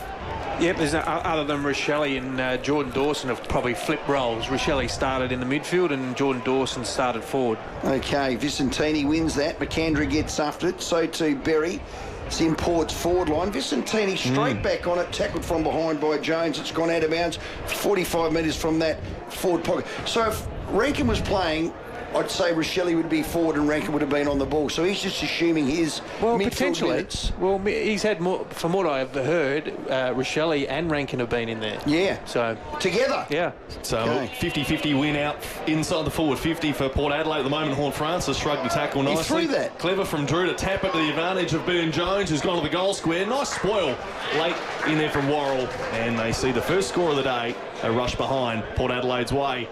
And a quick kick in as well, because now it's 8 seconds. That's all you got for the Crows. And they move it through Laird up towards the boundary line on this member's side. Half-back flank. Rochelle got bumped high and got the handball away to McAndrew, who's standing still. Quick handball back to Rochelle, who really just spun off the back there of Lockie Jones. And the kick to Aaliyah to turnover. Port Adelaide have it. Yeah, so Aaliyah on Fogarty. Ram is on Thilthorpe, so we'll keep our eye on that. Beautiful chip kick into the middle of the ground, near side wing. Drew has taken the mark. 2 minutes gone here in the first quarter. He chips it short. That's an obvious change, because they were doing that in the Sandful as well. Those little short, little 15, 20-metre kicks, hit-ups into the corridor. Well, they've done 3 of them now. It's on the outer side wing, and Burgoyne's got it, who started on the half-back flank. Had a terrific year last year on that wing. Joe Berry now, and again he takes his time with that kick and goes into the pocket. The breeze has caught it. It's gone out of bounds 30 metres around from that left hand post. Lukosius, the high half forward. Looks like it, yeah. So the Crows with the football, kicking back into play. Josh Worrell goes long up the line. Big fly from Fogarty, couldn't quite take the grippers, and now Port Adelaide will take it back with Aaliyah. Gets out of the tackle, handballs off to Ram. Has a look at a one-on-one. Horn Francis is standing right next to Laird, and there's a off-the-ball free kick coming all the way back to Ram. Harry Ram. God, has he got some height in him. Hasn't he just? Big fella, Campo. He's going to be a good addition to this back line for the Power.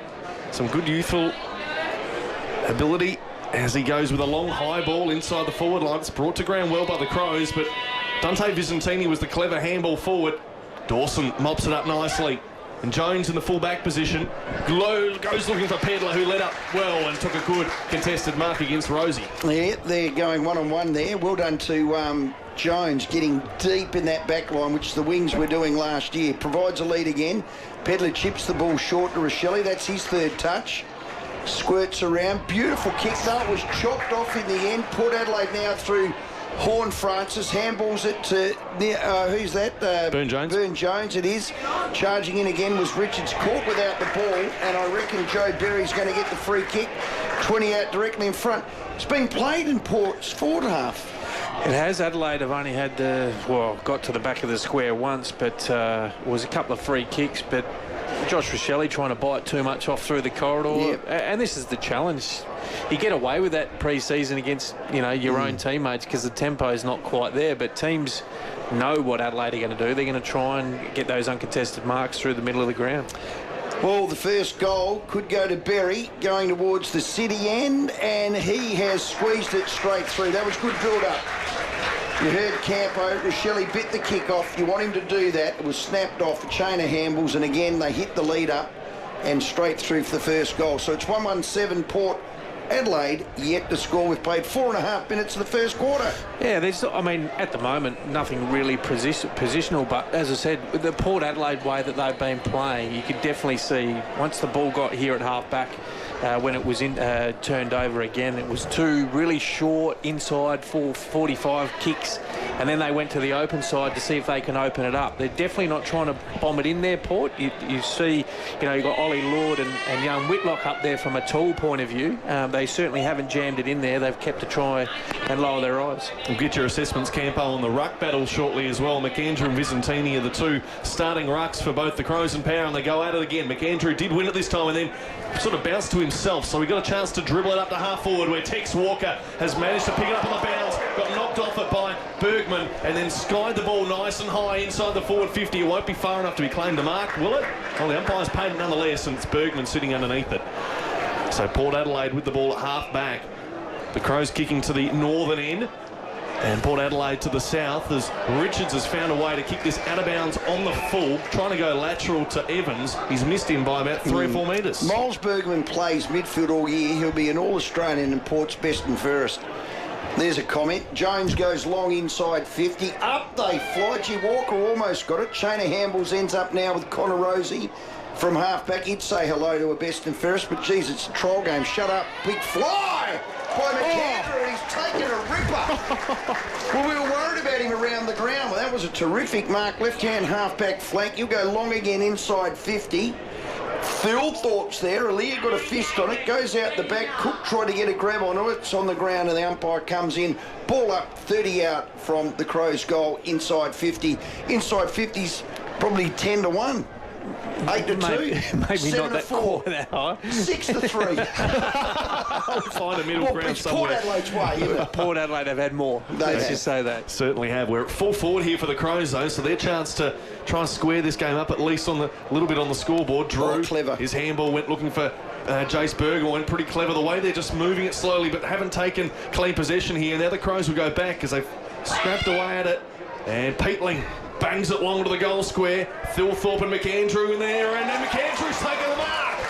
So all of a sudden, McAndrew with those huge levers, getting up nice and high at the highest point and taking grabs over those defenders, Campo. Well, it's a front half game is what Adelaide traditionally did in 2025. They set up really well behind the ball with Worrell and Murray and these guys, and then they just keep going back to that hot spot. And when you got Walker and Phil Thorpe and Fogarty up there, why wouldn't you? But now you throw this big guy in there. He's taken 2 contested marks in the first quarter. Let's see what his goal kicking's like. We know Rolly O'Brien has a little bit of the jitters in front of goal.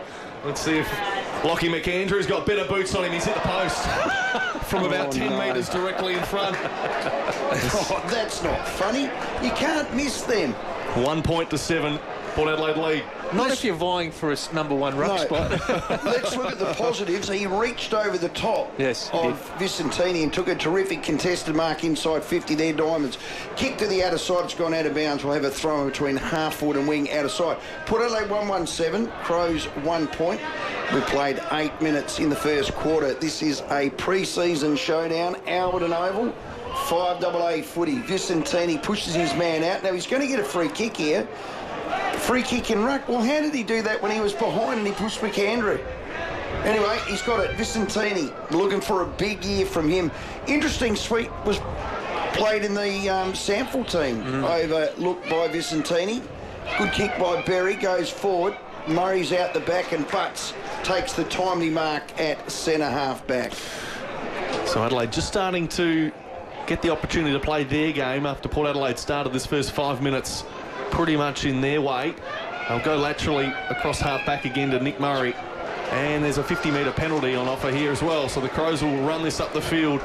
with no pressure whatsoever. Nick Murray now gets a chance to have a look inside the forward arc. And what does he like? Tex Walker about to go one-on-one with Ram. He's going to lead towards the pocket. Instead, Murray decides to just go straight up the middle. Phil Thorpe went up with about 3 defenders for Port Adelaide, and it flies out free. And a good clearance ball from Port Adelaide. I think that was Warren Francis. He's kicked it out on the full, was it? No, it was Bergman. Bergman, it was. So the Crows get it back. 80 out. Yeah, they do. Is this Oscar Ryan? Yep. Yeah. Okay, well, they've put him straight in. He goes forward now with his right leg. Oh, beautiful fly by Pedler. That's what Peds can do. He can crumb, he can fly, he's explosive. He led in front there of Thilthorpe, who held his man out, Alir. Left footer, he's in the left-hand forward pocket, will have a shot at goal. I am so hopeful for him to have a breakout year. Well, once again... Promises the world. Well, once again, though, I still believe they're playing him out of position. He's a midfielder. Yeah. He's a midfielder. Lukey Pedler now, left footer, going with a little bit of a breeze at his back. It's certainly going that way, and he's put that one straight through. Good start to him. And it's 1-1-7 apiece. We've been playing 10 minutes in the first quarter. Now, they've had a change of ruck. They're not going to play Thilthorpe as the second ruckman. Guess who's come on? T. Murray. McAndrew off, T. Murray on. Well, he did a bit of that in the sample before his injury last year. He was that ruck forward was what he was doing at the sample level. And he has got forward craft, so maybe they're showing a little bit of what they're thinking of doing. Thilthorpe's a forward, let's leave him forward. He'll kick 70 goals if you do. Murray can ruck and can go forward. So he's in there, and maybe that extra man on the bench, because you can have an extra one now, they might go with a Toby and a McAndrew. I still believe, though, Rowey, Riley Thilthorpe was an Australian last year because he was able to get up the ground and get involved more, not just sit there and get stale at full forward. Well, Toby Murray had a chance to win the ruck battle and then got tackled as he tried to take it himself, as the ball now gets kicked wide to the wing in front of the MG High Performance Centre and gets tapped over the line. We'll have a boundary throw in because it is offhand. So the new last disposal rule is going to come in this year. It's going to be a little bit different. But just a correction, Oscar Ryan's parents, sorry, Oscar's not playing. It's Hugh Bond wearing his jumper. Yes, it was a little confusing at times. But sorry, I thought it was Hugh Bond. Yep, but he got the wrong number on today. Okay. He has got the new number, 21, Hugh Bond this year. He has. So he's just changed up one number. Going back with a flight. That's a little dangerous there. Almost a mark taken, though, from Worrell. Came to ground. Now Jones can go laterally. And it's almost marked by Jacob Ware, the new recruit for Port Adelaide, as he gets dived on top of as well. And it looks like we'll have a ball up. Hold the ball. So Braden Cook's tackle was pretty firm, and the umpire liked it enough to give a free kick to the Crows. Well, the umpire called, he dragged it back in. He did. Which Gee, I like Whitlock's attack on the ball there, Sammy. Good, he flew hard. Ball goes out the back. Jones has got it. Handballs neatly inside. Can they keep it in? Yes, they can. Beautiful work by Port. Long on that outer side wing. Murray goes back, and another mark almost dropped by Bond. He got the ball back now to Murray. That's Nick Murray. Nick Murray tries to give it to Michael Energy. He reached over the shoulders of his opponent there. And I reckon there's going to be was that Sin? There's going to be a ball up on that outer side wing. 12 minutes gone, 1-1-7 apiece, Crows and Port. So Murray's tap with Dante Visentini. Neutralised. Port Adelaide with the football. 60 out. Richards lowers the eyes. Lead up. Whitlock. Oh, just dropped it. Almost a good lead. And Port the Crows now can turn it over with Cook on the half-back line. Goes spearing it up the wing. Bounce at the feet there of Alir. Well done by Tex. His handball, though, cut off by the captain of Port Adelaide. Connor Rowey got it off to Drew. Now into the corridor. Had a look at Moraes. Now Visentini. Now Will Brodie has a little look around. He's going to choose to go short and backward to Connor Rowey, who takes a short mark and will look for the lead up. Now Moraes has it. So inside the centre square, Port Adelaide haven't done much with the football, but they've had a lot of touches in this little period. Jace Burgoyne short. And now Jacob Ware up against the boundary on the far side wing in front of these new stands that they've installed at Albert, which look pretty good. Well, Camper, you've picked it. They are chipping it, finding it, not bombing it. Now, they had to go long there because they emptied it, and Vicentini takes a mark. You've called it. They are moving the ball totally different to last year. Completely different. And the challenge with that, Rowey, is, and that's fine, but when teams... That's an easy fix now from a coach. If I'm sitting in the coach's box now, I'm going, Adelaide, we need to just tighten up here. That's a real obvious one, and that, for me, from the coach's box, that should be a Jordan Dawson or a Tex Walker now. Boys, we're going to get a bit closer here and shut that down, then see what Port Adelaide have got, because you're actually giving them what they want at this point in time. So it'll be interesting to see whether Adelaide can pull the trigger on that. Vicentini, a beautiful shot at goal from outside 50. He too, like McAndrew, has missed to the near side and he puts it through for a point. So it's 1-2-8. That's Port Adelaide. The Crows 1-1-7. Early here in the first quarter. A little chip kick into the pocket. Nick Murray's got it. Darcy Fogarty wants it. Licking his lips. He's got Connor Rosey here, one out ahead of the ball. So he hasn't gone that way. Dawson's there. Gee, Sin was very clever. Jones has been busy. Moraes over the top of him. Campbell's on the outside, Sin. Peatley now gives it back to Jordan Butts. Butts is in because Keane's out. Comes up this near side wing. There's Darcy Fogarty. But gee, that was well done by Connor Rosey. Ball bobs around on that centre wing. Alex Neil-Bullen hasn't touched it. Now he gets it. Really quick little give by Fogarty. Goes forward now. Burgoyne and Port. Rochelle clever. Tapped it to Dawson. Pulls the trigger into the pocket. That is superb football. Philthorpe smart in the pocket. Rochelle was clever. He could have pulled the trigger, Dawson, but he said, no, you know what? Let's give it to the big filthy. It's February. It is February, that's good. You don't win flags in February, but you can set yourself up for one. Dawson off, Pedler coming on. Left-hand forward pocket. Philthorpe will open up the angle on his right leg. Opens it up. Kicks around his body. Gives it a fair bit of height. He's put it straight through the middle. Brilliant skills for a bloke that's 203 centimetres. 2-1-13, Adelaide hit the lead, 1-2-8, margin 5, 16 minutes gone, first quarter. Well, transition, that's what it was. It was Jordan Butts, he kicked it forward. It was a great contest, you know, between Darcy Fogarty and Connor Rosey. Connor Rosey got it to ground, but then Adelaide's next wave, they were able to get those handballs. And then it was a smart kick by Alex Neil-Bullen. He just put it into space for Josh Rochelle, who was like, pinned his ears back and said, I'm just going to go forward here, hoping that it might happen. And then it was just a smart little deft tap just into Jordan Dawson. That's footy IQ, isn't it? It is, yeah. Most players perhaps might have taken it and then, you know, may have got tackled, but smart player. Jordan Dawson doesn't miss too many of those little lead-ups, and either there's Riley Philthorpe in front of goal. How good a pickup has he been? 3 years, 3 B&Fs.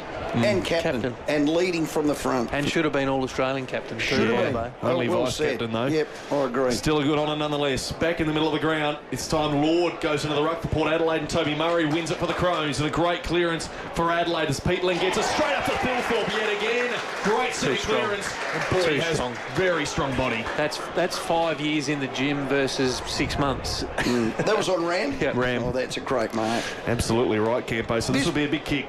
I love what they're trying to do. Look, it's only early, but leave him forward. If you've got 2 blokes that can do the ruck work, this bloke will kick 70. Yeah, well, at this time of the year, you don't need him to get need or have an issue in terms but of he's a Rolls Royce. Yeah. In actual fact, he's a Bentley. He kicked 60 goals last season, made All-Australian. He's lining up from just outside 50 metres, about a 52-metre kick. The umpire hasn't moved at all. Look at that!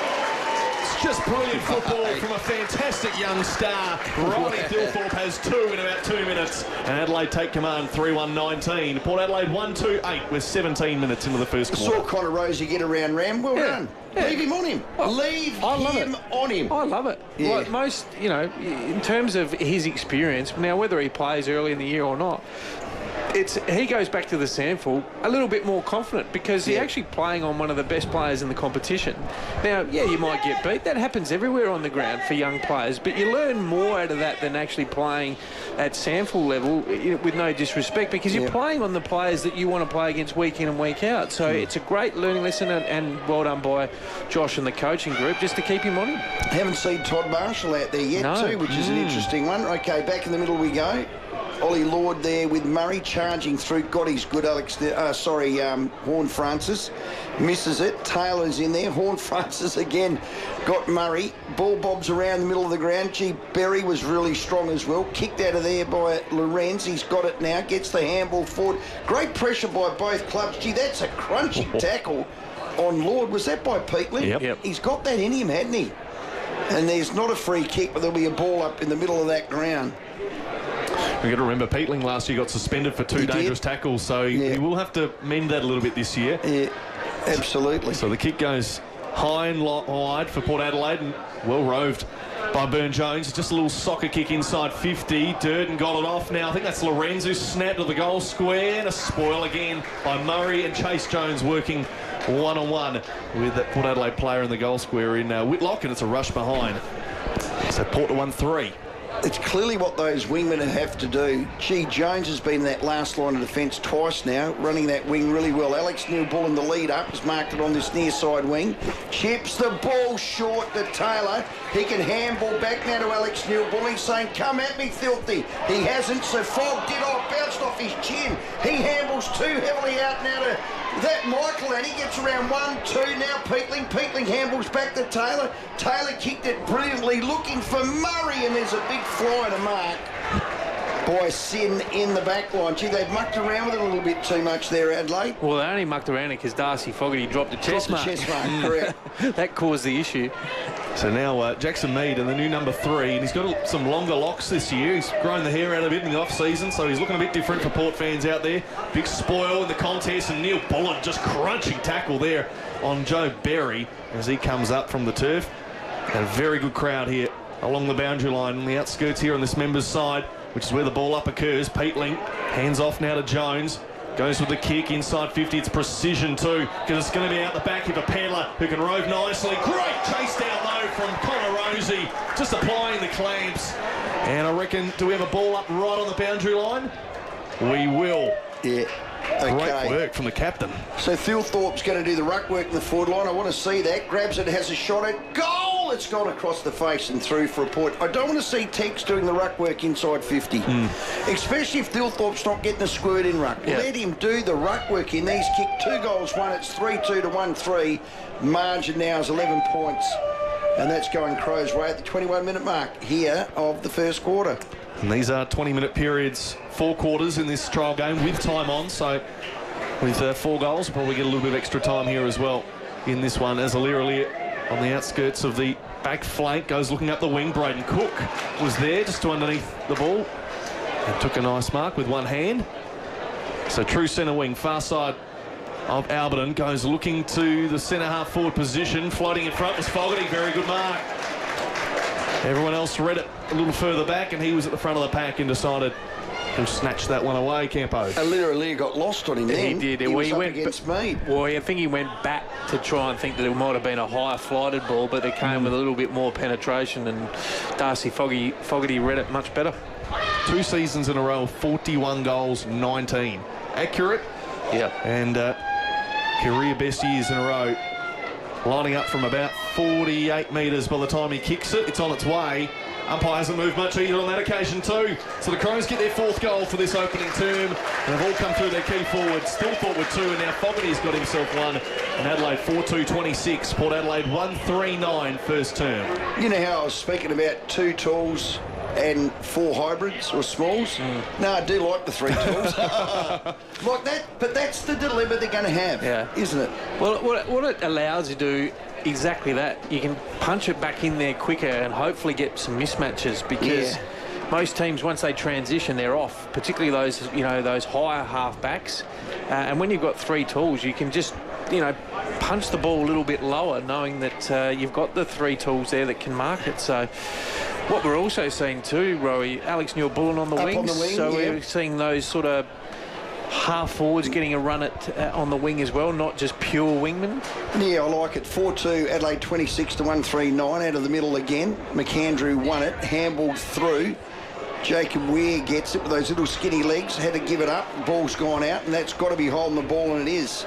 Charlie Edwards was in the centre bounce there. He was. They like him in there. Charlie Edwards could be that little injection they need. Out the back was free kick. But he pushed to the back of Alira. He can tend to do that. When he uses that big bum, he's good, but when he uses his hands, that's I think it was against Josh Rochelli. Oh, was it? Yeah. Okay. Kick from Alira to Lockie Jones, right hand back pocket. He's got it. So Jones with the kick up towards the wing. Good spoil from Nick Murray. Sees it go over the boundary. Throw in incoming in front of the High Performance Centre. So nearing on quarter time. Joe Berry, is he on ball for Port, or is he just playing that high half forward? He's half forward. Okay. Yep. God, he's getting up to those contests. Yep. 26 Adelaide, 9 Port Adelaide. So now they've thrown Burgoyne behind the ball, so he's now playing wing, and Jace Burgoyne's gone back as an extra. Okay. Campo, Rowey, Sam Tugwell here on 5AA footy.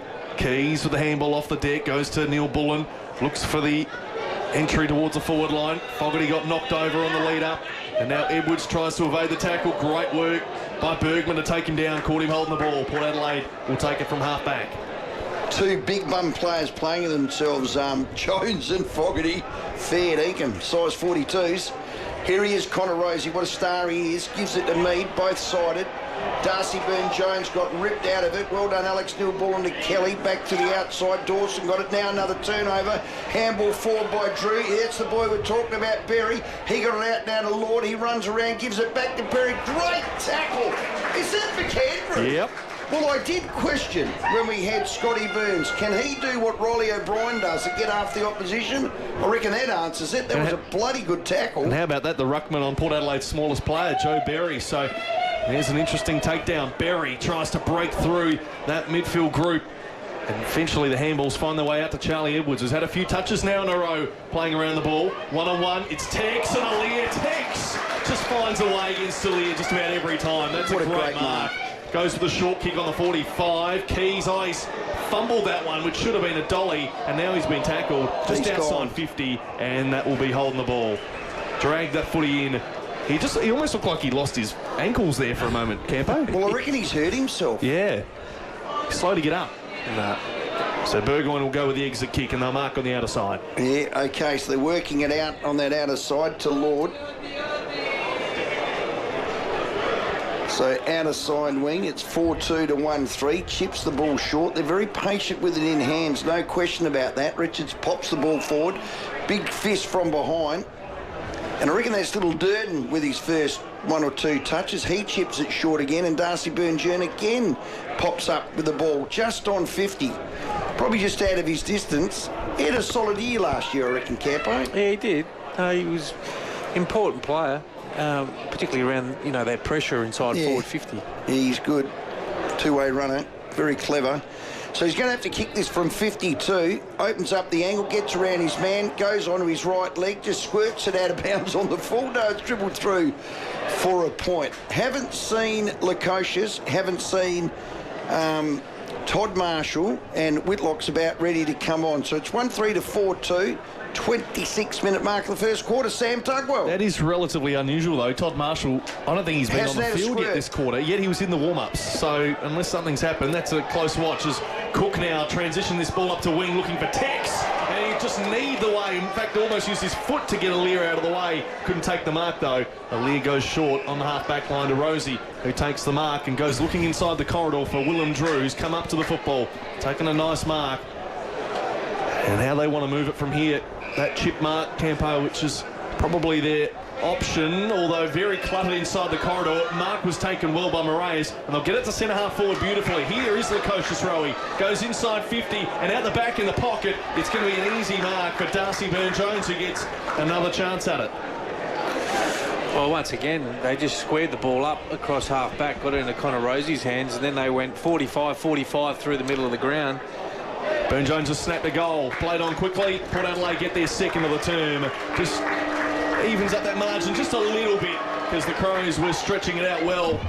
2-4-16 Port Adelaide, and the Crows 4-2-26. Goal scorers Byrne-Jones has one and Berry has one for the Crows. Pedler with one, Fogarty with one, Thilthorpe with two as we take you to quarter time. Here at Alberton Oval, 5AA pre-season football. We got the news coming up and then the second quarter on the other side. Adelaide's news leader for 50 years. This is 5AA News. Always Adelaide. Down to 17 tonight, partly cloudy tomorrow and 35. With the 6 o'clock news, good evening, I'm Mel Usher. Nurse Next Door, offering caregiving and nursing services to help you to stay at home. nursenextdoor.com.au. Charges have been laid after a stabbing in the city. It allegedly happened on Pirrie Street last night. 2 people were approached by an unknown man During an altercation, the man produced a knife and stabbed the victim in the abdomen. A 35-year-old from Adelaide will spend the weekend in custody ahead of a court appearance on Monday. South Australia's nurses have suspended next week's industrial action at the Lyle McEwen. It's after the offer of a further 2% interim pay rise in October on top of an immediate 4% pay rise.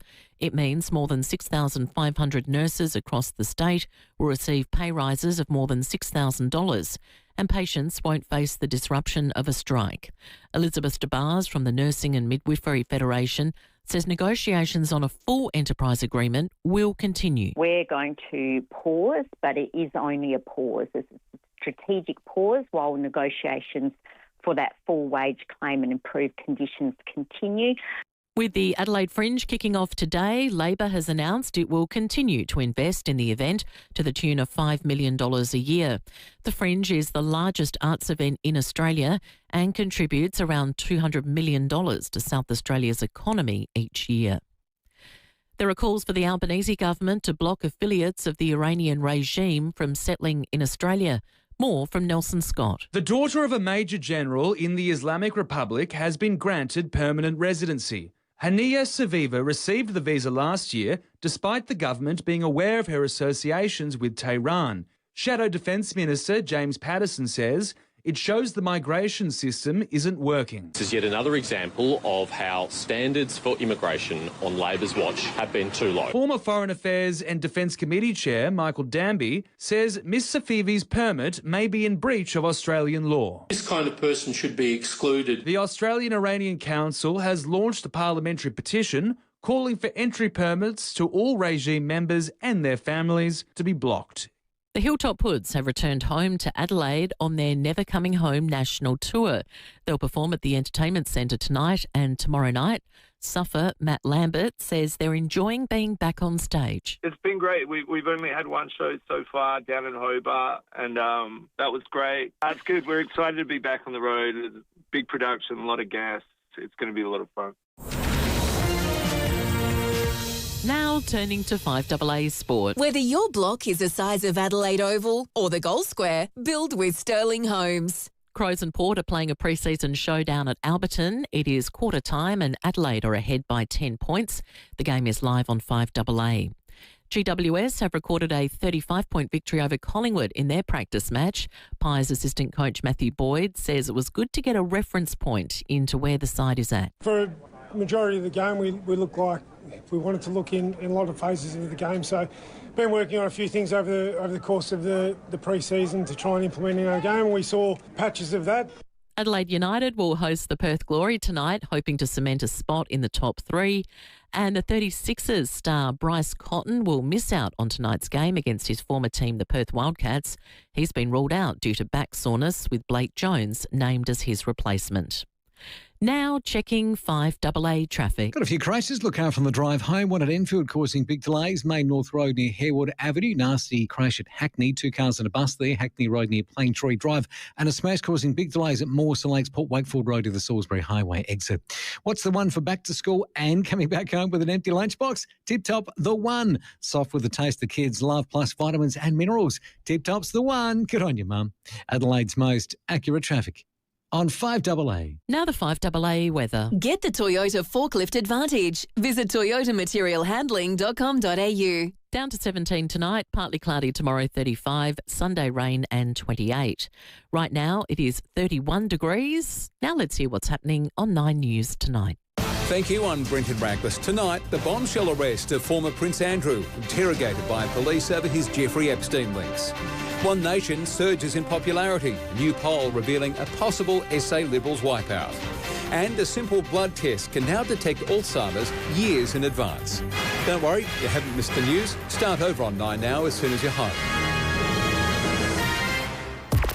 Setting the agenda for South Australia. This is 5AA, always Adelaide. Toolkit Depot's Price Beat Promise means you get low prices on your favourite tool brands. Rowey and Timmy G, live from Alberton Oval for 5AA pre-season football. Yeah, welcome back to Alberton. It is the Crows leading Port Adelaide at quarter time, 4-2-26. Port Adelaide at 2-4-16. Goal scorers, if you missed it and have just joined us, Riley Thilthorpe with 2, Fogarty and Pedler with singles, and for Port Adelaide, Berry and DBJ have goals for the Power. Rowey and Campo here with myself, Sam Tugwell. Second quarter not too far away. A bit of a wind's picked up as well across the ground. Yeah, no, it's been a pretty bruise-free game, which you would expect at this time of the year. It's a pre-season game. No intensity's the word. Yeah, well, there's not a lot of pressure in terms of physical pressure, so it's about decision-making and ball movement, really, that we've seen and who can sort of defend a bit better. But Adelaide certainly come out to play. Port Adelaide are trying to play the way they want to play. Second quarter, 2 key forwards, Fogarty and Thilthorpe, and then 4 little hybrids around them. Wow. Walker on the bench. Free kick out of the middle. Rochelle takes it. Long with his right leg. It's going to pull up short, and that's going to be snapped off by Burgoyne. So Thilthorpe and Fogarty, and then you've got Pedler and Peatling and Alex Neil-Bullen. Little smallies down there. Oh, fumble there by Mead on the old turnover. Back to Burgoyne. Burgoyne now on his right leg chips it short to Horn Francis. First time I've called him, I reckon. Lord had to bend down. Brilliant below his knees, but gee, Nick Murray's absolutely rock and rolled him. Dawson, there's going to be a free kick. Will come back. And that'll come back to Laird. No, he actually pulled up. He did. Laird now centre wing grandstand side. Free kick. I agree with you, Campo. He definitely tried to pull out of that. As a short kick finds Rochelle, about 70 out for the Crows, going to the southern end, and the floating kick finds Berry, who was all vacant. 40 metres out. Tough angle, though, up all on the boundary line, up against the Bowls Club. How's his kicking from here, Campo? Well, I don't reckon the new coach, Josh Carroll, like that. That's a forward, a midfielder that gets away from his midfielder and marks the ball uncontested inside 50. Well, there was 3 Port players, but no one really wanted to go to it. No, he won't like that. Let's see how good his kicking is. The breeze is going away from goal, so he does use the right to left, but it's started a bit too far right. It's gone through from behind. Crows to 4-3. Port Adelaide 2-4. Certainly looked like in that transition then, boys, we spoke about those uncontested marks. Adelaide much more one-on-one and closer to Port Adelaide. Yep, Mead now. Beautiful leg both sides. Long to the outer side. Up goes McAndrew. That's his 3rd mark. There's a lot now. Riley O'Brien. Who? Is it too soon? Who? He's shaking, though, in the stand here, I reckon. He is. McAndrew now started very well. Forward! Thilthorpe almost got the mark. Aaliyah got it. He's going to get a free kick. Umpire off the ball. Let me play a picture. Umpire off the ball was in Port's forward half. Has run past the other 3 umpires and given a free kick to Thilthorpe. That is 30 out almost directly in front. That's an awful free kick. That is awful. Stay out of it, you little jockey. Well, there's 2 other umpires that are closer to adjudicate He ran past 3 umpires, 300 metres, to give Thilthorpe a free kick. Oh, please. Please. Get his number. He might be my new favourite. Thilthorpe's got his 3rd. Oh, he's got 3. 5-3-2-4. Skipping away to a 16-point lead early in the second quarter, Campo. Well, Alini's gone up to him and put her arms out like that. What are you doing, mate? Yeah, well, I love it. He's come from 3 deep. Anyway, I'm not sure how that is, but let's not talk about umpiring. But Alini's still talking to him, going, what are you doing? That was pathetic. And he's going, yeah. He's shaking his head, yeah, that was bad. Maybe he's got a little wager on. No, you can't say that. No. You can get in trouble for that stuff, Campo. All right, well, back to the footy. 3 minutes into the second term. Crows 5 goals on the board. Port Adelaide got 2. And they have looked very slick at times, Adelaide. Their forward line hasn't gone backwards. Bergman and Drew, you can't get much better than that in the centre square. Dante Visentini up against McAndrew. It was a bit of a neutral ball because it fell to both their feet. And now they go to work the midfielders. Horn Francis sweeps the handball out to Bergman. Over his head, it was a blind one looking for Drew. Berry smacked it forward with his fist. And now it just gets to the feet of Rosie, who uses his dancing shoes to get it away. The short handball to Jace Burgoyne. And a nice lead up from Berry. Finds it on the wing. It's going to go back inside the centre circle where Rosie is. And now the numbers for Adelaide have flooded forward. 17 of their 18 have gone to the forward half for Port Adelaide. As now Rowey drives it long inside the forward line. Up goes Nick Murray. So did another Crow. And McAndrew somehow crumbed it. And he goes Worrell. Exit kick. 4-1. Hits Jace Burgoyne 60 out. Yeah, and he now spots up the lead. And the mark's been taken by Lukosius. Too far out to score. So he hacks it onto his boots. Going with the win across the face. McAndrew with a big fist. Can they keep it in that right-hand forward pocket? Darcy Byrne-Jones is sniffing around. So too Richards. Player's been wrapped up. And there'll be a ball up in that right-hand forward pocket. Well, that's probably the first time we've seen him bomb it in, really. Yep, I think he had to. He had no choice. Somehow Miller got it. He bombed it straight up in the air as well. Big fish from behind. Good handball out of the pack there. Peatling just handballed back as well. Drew's bodywork was great. G. Thilthorpe wrapped him up. Drew came back in again. Here's Rochelle, clever with his give. Gave it off to Berry. Berry got rock and rolled, and they're just inside 50 for another ball up. 5-3 to 2-4. The margin out to 16 points. Adelaide's way. So just inside the forward line here for Port Adelaide. McAndrew was held by Dante Visentini. And the ball is actually a free kick for too high. And it's going to be given to Darcy Byrne-Jones just on the edge of the 50 arc. So Port Adelaide get themselves a chance on goal. He got up and called. Just wondering what's going on there. It's like being on Rowey's boat. Got me squid jag caught up with me. There's lines whiting. Got me whiting. We're just not catching anything. I hate getting knots. So here we go. Byrne-Jones, 5 minutes into the second term to get himself his second goal, kicking from just inside the 50 arc. It's going to have the journey. Is it straight enough? No, it's not. It goes through for a minor score. He's got 1 goal too, so he's having some shots here. Port's first score of the second term. Well, it's only early, and Georgiadis isn't there. He does straighten him up. Now, remember, he played state footy. He's out. Now the kick comes out to Cook. Cook's marked it between half-back and forward. Taylor's running on again, gets it back from Berry. They like this kid. Chips it short now to Peatling. Peatling now centre wing grandstand side, gives it back to Berry. Here's the kick that needs to hit.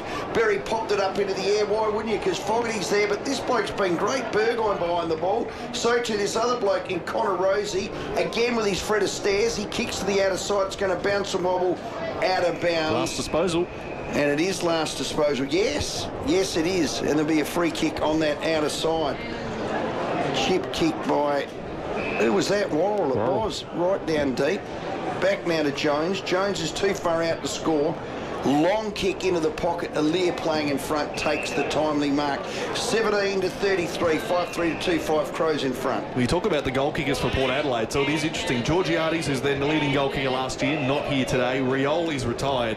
Pau Pepper was in amongst it. He's got his ACL. So Byrne-Jones and Joe Richards are their 2 top goal scorers for last year, and they didn't even have 20 last year, each of them. So they have got the lower numbers Timmy today. said that. How are they going to kick the goals? They need Lord and Whitlock to contribute this year. They do. But Georgiades is definitely the centre point. And Lukosius, of course, missed a lot last year as well. So there's I think optimism. for Port fans, the minute you see Todd Marshall go forward, you know they're worried. Do you think that'll happen at any point this year? Do you think they'll go if back to Whitlock that? stands up and Georgiades stands up and Lord stands up, no, you won't see him. But if one of those 3 don't, you will see him.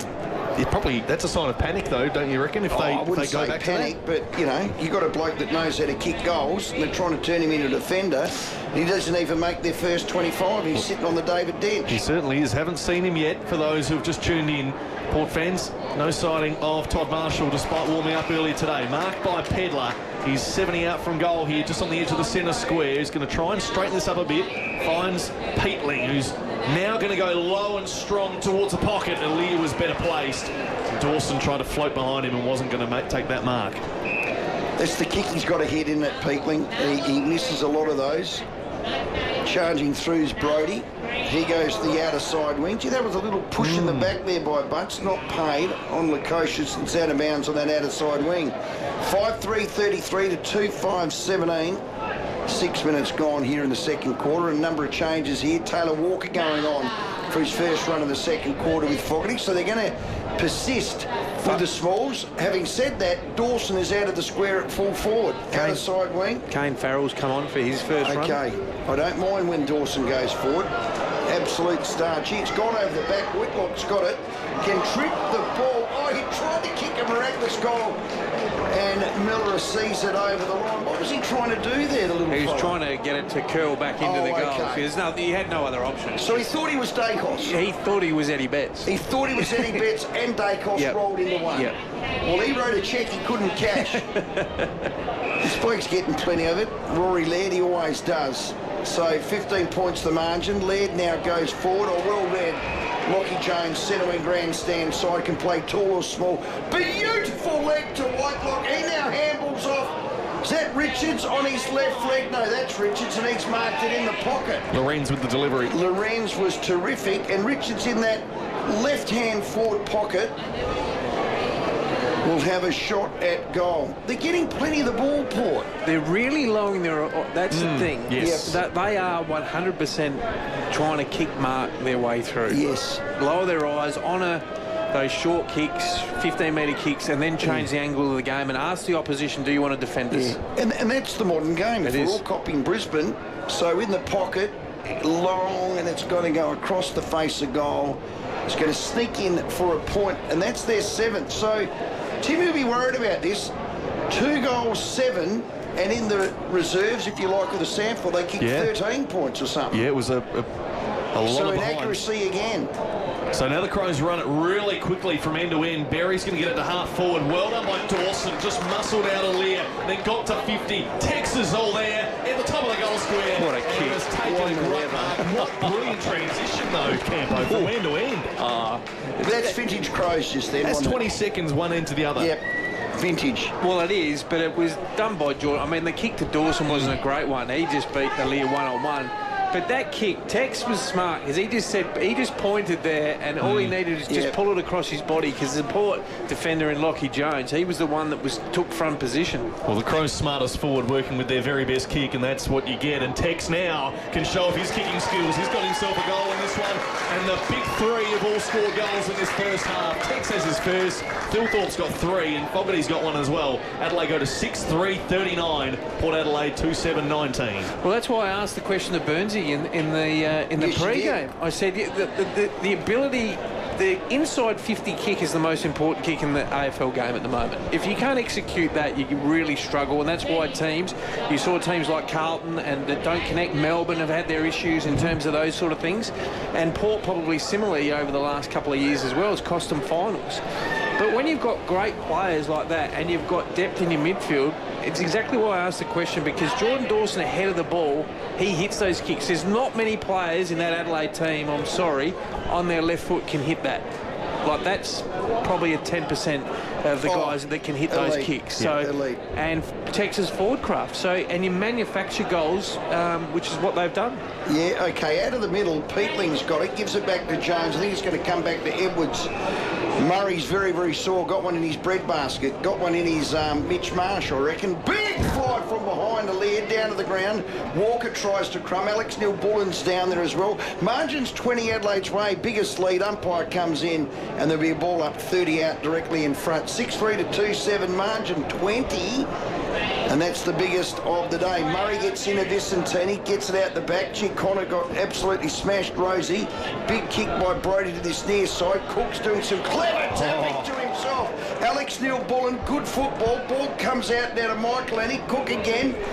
They like him. He's very, very talented. Long with his right leg into the pocket. In front was Thilthorpe. He's going to get another free kick. Is he? Yep. He is. So when you get in front like that and you're a body like he is, doesn't matter what you want to do. Young Rammy, you'll get a good lesson here, and Thilthorpe's going to have his 4th shot at goal.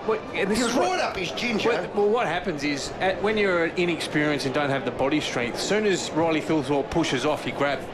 Because you don't have the physical, physical capabilities to absorb it and then keep going. So that's the challenge for him. Harrison Ram, he's got a game. Don't worry, Port supporters, he'll come on. Thilthorpe with 3, right-hand forward pocket, just in front of the bowling green. He's just squirted that through. Wow. There's a little bit of a right to left. He put his finger in his goal, but he went, yep, I know what to do here. He squeezed it through. Excuse me, he's got 4. Put him on ice. Hey, you wanted him in the ruck. I'm leaving him forward now. I didn't say today. I'm happy for him not today. Now, they're persisting with the 2 tools. And then the hybrids. Yeah. Now, I have called Fogarty's, that. well, Fogarty's come back on. Oh, okay, so who's coming off? No, okay. we've still got the 3 tools again. But Well, hang on, The hang Bergman's on. following him, is he? Philthorpe's going in the ruck. we can't because As a Murray's... midfielder. No, he's a midfielder. Hello. Luke Jackson style. He is coming into the ruck, Luke Jackson style. See? Oh, this is exciting. Well, why wouldn't you?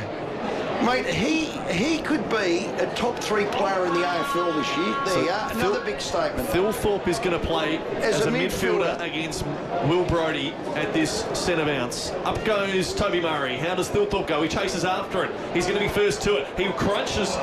He gets to the ball first, picked it up, and then got bumped high by Visentini. So won the free kick. That's good for Adelaide. And then running past to receive the handball was Edwards. Goes long into the goal square. Punched away by Aaliyah. Brought to ground. Dawson snapping. Goal for the Crows. No, he's missed. It's bounced right at the post. God. But wow. Let's just think about how the Crows are set up. What a luxury. Dawson out of the square at full forward. Philthorpe in the midfield. Stop it. They've been calling for a tall midfielder. Now, Dan Curtin got injured, and that's probably forced the hand to give Philthorpe a squirt. Love it. Whoever's idea that was, early days genius. Ball comes forward. Mark is being taken there by Lorenz. So the margin's out to 20. What's that? 27 points. Yeah, good work there by Burgon. He's clearly their best player. Up onto the half-back flank. Bond's got it. There's going to be a free kick again to Worrell. It is. Left-hand half-back flank. So Adelaide on this member side. Oh, turnover. Burn Jones just wanted a bit more. Got in front of Peatling, took the mark and goes inside 50 and running out the back. Whitlock again. Just almost had it on the half volley. Durden with the handball. Off to Moraes. Running through central corridor was Bergman, but he fumbled it at the last second. And now the Crows will go by handball out of the back line with Michaelani. Goes with the kick out wide towards Taylor Walker, who's been leading on Aaliyah all day so far and been playing very well. He's got his number. Goes up the wing now to Philthorpe, who was brilliant to take a one-hand mark on the centre wing. Outer side of Albion Oval, Port Adelaide a 19. The Crows are 46 in the second term. Up to centre half forward now and punched over the line. It was Lockie Jones up against Jordan Dawson in a one-on-one, and we'll have a boundary throw in. That win of Walker on Aaliyah was a 300-game star veteran. His body work early was just elite. You know, now Aaliyah's better athlete, quicker, all that sort of stuff, but Walker's smarts, goodness gracious me, and I am licking my chops on Philthorpe, loving him in the midfield. Murray now does the ruck work, taps the ground, ball up on that left-hand half-back flank. And the umpire comes straight and just throws it straight up. I'm loving this. Straight in the air. Get yourself set up. Lord wins it. Again, and nearly a free kick on the outside. Coming through is Cook. Port Adelaide through Farrell, get it out this near side.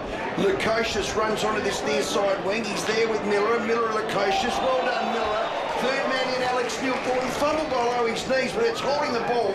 And Miller has now got it and chips it short to Peatling. He's between half forward and wing, goes laterally to the outer side. And they're lining up 10 deep. The Crows are looking really slicker at the moment. Dawson's just a matter of banging down the door in the forward line. Worrell's kick was precision. Found Keys, who led up about 70 out from goal. He was in front of his man. Now he has a moment just to step back on his mark, goes short, and lateral now to Murray. So Port Adelaide have every player in their forward half. Haven't they? For the Crows. Every player They've had to flood. They've had to do everything they can. Butts now has it on this member side wing. Plays on because there's no one on the mark. Now just floats it up inside 50. Tex is going to come from deep. Sown from the side. Who was that? Peds. Pedler was strong there. Comes to ground. And we'll have a ball up 30 out from goal. Big contest. He loves that third man. Smashed into Burgoyne. 27 points the margin. Crows are just starting to flex their muscles here. Toby got the ball out. Berry runs into an open goal. He's kicked one. Or was it gone across the face? Missed it. Across the face and through for a point. So the margin's now 28 Adelaide's way. They've been all over them this quarter, Adelaide. I think they've had about 10 more inside 50s. Yeah. And that's really a guess because I don't have a stat sheet in front of me, but they're all over him, Campo. Well, and clearances as well, particularly out of the centre bounce. And then 6 scoring shots to 2 just to top it off. So as a free kick's been found in front of the interchange, it's going to be Visentini who's won it against Rory Laird, who shakes his head and stands the mark and asks why. What for? Laird is never given away a free kick. Ever. or back chatted an umpire. Or given his teammate a bake. Farrell. Love him. Goes on the 45 kick in towards Moraes, who's on the corner of the centre square. Goes back to Farrell, who's received the handball. Had a career best year last year, Farrell, and looks to continue that. Great kick up the middle to Will Lorenz, who wants to really break into this AFL team. Good short kick to Will Brodie. Gee, they're really looking short, Campo. How's this? They only just make about 10-15 metres, these kicks too, so they're very short. And then Burgoyne's found it 60 out, just on the wing as it goes inside 50. Visentini had a sport away. Now Rich is right up against the pocket. This is going to take some kicking. Tries to go central. And a nice mark is taken. And Port Adelaide will line up with a kick from Logan Evans incoming. Smart from Richards to centre the ball instead of going for it. That's a really tough angle to kick from, and found a good option. Yeah, he's not an experienced player, but he's been around a long time now, and their MO, you can definitely see, is lower your eyes. 100%. And they're always going to struggle without a couple of real talented inside 50s, and Giorgio does give them that. That's why they're having to work really hard possessions per goal. Logan Evans has converted himself a goal. He's on the scoreboard for the first time. Breaks that run of Adelaide. That's 3 straight goals in this term. And Port Adelaide now go to 3-7-25. Adelaide 7-5-47. We are nearing half-time. Would it be fair to say they just don't look threatening up forward? No, well, clearly, because their best forward's not there. To be like not having Phil Thorpe. Not in the same category, but in terms of importance in their forward line. So, at the moment, it's Lukosius and Lord and Whitlock. You've got 2 young players and a guy who's a hybrid forward that's not really a contested marking player. So, gee, Jack needs to have a big year, Jack Lukosius, doesn't he? Like, stay sound. Feels like 1. we've been saying that for a while with his career. That's exactly that is exactly why I said it. And everyone out there be going, Freddie, he really does need to have a big, consistent year. 7-5-47 for Port's sake, inside 50. That is 3-7-25. Back in the middle they go. Great footy there by Bergman. Kicks around his body. He's going to bounce some wobble on that outer side. Here he is right on cue, Lukosius. Couldn't quite take it. He was met very heavily there. Alex Newbullen handballs to the outside. Gave it off now to the running player and Berry. Back to Lukosius, to Alex Newbullen. He kicks it to that outer side wing. Gee, it's scrappy football at the moment. Good work by Pedler. Now to Taylor. Taylor to Mike Lanny. Mike Lanny on his right leg goes forward. One-on-one, that's a mark. He read that off the boot better than anyone, Dawson. He's marked it right on the 50-metre chalk. That was superb. He now's got a player in the pocket. Taylor Walker, why would you not? And he's marked. Will have a shot at goal in that left-hand pocket from 40 degrees, 40 metres. Well, it was just transition How good was again. that by Dawson? Well, they transitioned through half-back. They handballed their way through instead of kicked through, and then they got some overlap. But as you called it, Rowey, he just read the ball flight better than Burgoyne, and then he just had patience and waited till Tex made his lead. But there was 3 Port defenders that had no one. There's good kickers in Adelaide team now. Yeah. There's not many people you say you'd worry about their leg. Maybe Berry and Peatling. The rest of them are elite. Taylor Walker has gone across the face. Couldn't quite get the ball there, Fogarty and Philthorpe. And I reckon it's gone over the line for a point, and they get that margin back out to 23. 7-7 to 3-7. We've been playing 22 minutes in the second quarter. Crows by 23 points. And Rosie's kick was a bullet to the far side wing, but it's been intercepted by Lukey Pedler. In fact, Josh Worrell, rather. So he's now going to look up the line. Shallow inside 50 entry. Trying to take a hanger. It's been claimed. Got right up the back. They're more than a triple threat now when you're going to play Dawson up there. Well, you've always loved him dribbling forward, haven't you? Absolutely. Oh, God. Above his head. Far out. Well, he's a hard matchup because he's so smart, and his ability to either kick goals or hit a target inside 50. Why would you play him there? Well, he's been playing at the half forward for most of this quarter and a little bit in the first term as well, as he's going to unload from just inside the 50 arc on a 45-degree angle, and he does miss across the face. So he's got 2 points today, but geez, looking ominous up front. Well, what it does too, in a different way, it protects him. It's a long year. He was busted up last year. I remember watching a couple of games, and his ankle or whatever it was, he could hardly move, and that's what happens. Like, it's a game of attrition through the midfield. Like, you're playing big minutes through there. It's hard work. Well, they were all puffed towards the end, weren't they? We had Scotty Burns on earlier saying exactly that. Gee, this little chip. You've got to have good kickers to be able to execute this. Marked by Lorenz. Lorenz is his centre wing grandstand side. Margin 23. Adelaide's way. Long to the half-back flank. Big fist by Butts. Good out the back, Murray. Gave the ball up to Worrell. Worrell back now to McAndrew. He's getting the ball. Kicks an inside-out screwy punt kick. Pedler with pace. Gets around one. Nearly got around two. Butts got it. He got absolutely rock and roll. Butts comes through again with that German helmet. He's gone down. Ball on the ground. And up goes the umpire for a ball up centre wing grandstand side. You know, World War II, they had the German helmets. That's what he looks like. The shape of it is exactly a German helmet. Here's McAndrew, who got the tap against Visentini. Will get a bit of a wrap on that at half-time, which is only minutes away. Edwards as well has played this whole half. He's been busy. He's been pretty busy. Hasn't been too shabby. Ball up. Good piece of pressure there on Moraes. So just on this members' side wing, the two rucks go out again. Visentini got it down towards Drew, an inside 50 kick. It goes on the half volley. Couldn't quite collect it there, Lord. Now a handball from Port Adelaide is gone astray. Is Cook can now collect, go to Edwards. Wide handball to Berry, back on this wing from the members' side. Rochelle now, handball's right up against the boundary to Fogarty, who has keys there, but he was met straight away by Bergman. Well done to shrug off the player, Fogarty, and then got the kick up the line. Fogarty, who's got 4 goals, playing on a leer, just fumbled the football. Bergman, underground handball. On goes Lockie Jones, collected nicely off the deck. Moraes.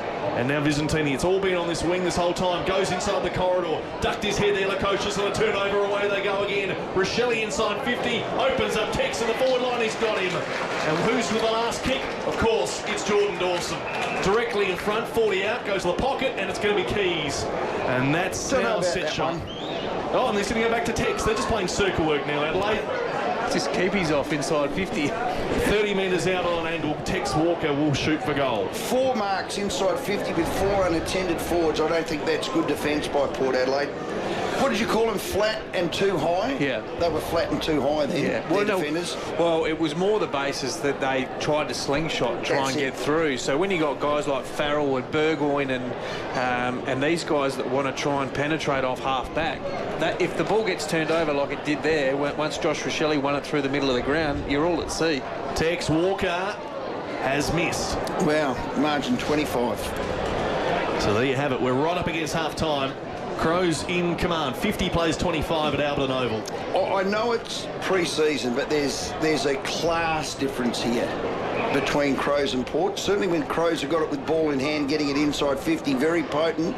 Port Adelaide obviously work to do with that new game style they've got. Big fist through the ball on the outer side. Is that going to be a free kick? Yeah, it is.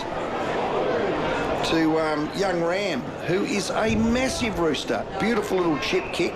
7-8 to 3-7, all but half-time. Crows by 25. Again, chipping it around. I haven't seen much of Horn Francis this quarter. No. Or at all. Yeah. He's been a midfielder. He's been off a little bit this quarter. I but haven't seen him on. Well, he's come back from that foot, so I reckon they're managing. This is the first time he's played any sort of match play. We've definitely played the first quarter. I don't remember seeing him this quarter. No, maybe he's off. I've seen him once or twice, but you're right. I think he's been limited minutes. We'll go down to our boundary rider. Hang on. He's still high. You there, Justin? Justin Gershwitz talking about German headbands. On the outside, Shana Hamill's half-time. Well, it hasn't taken us long to get into the fun part, but it's 7-8-50, 3-7-25 is Port Adelaide. Exactly double their score at half-time. Work to do for Port. A lot to like about Adelaide. Their setup has been sensational. Maybe Murray Davis needs to be the coach from now on. He's done, Horn Francis. He's got his boots off. So has Josh Sin. Oh, okay. He's got his boots and he's walking off the ground at half-time. So he might be only... And you know what? That is a legit limp. Well, so maybe there's a setback. This could be a genuine news story, Campo, if that's the case. That is a genuine, I can't walk on my feet limp. Am I exaggerating? Have a look at him. He's looking like he's walking on glass. It's not comfortable. No, let's say that. It's a different gate. There's no question. Him and Sin. Another good word. Sin's the same. He looks like he's walking on glass. Yeah. Okay. Well, we'll maybe get an update from Port Adelaide during the break, because at half-time, Port Adelaide have potentially lost Jason Horn-Francis. Let's hope it's not another setback with that foot surgery he had in the off-season. It's the Crows by 25 points. Half-time wrap coming up next. Cluedo is coming to the stage.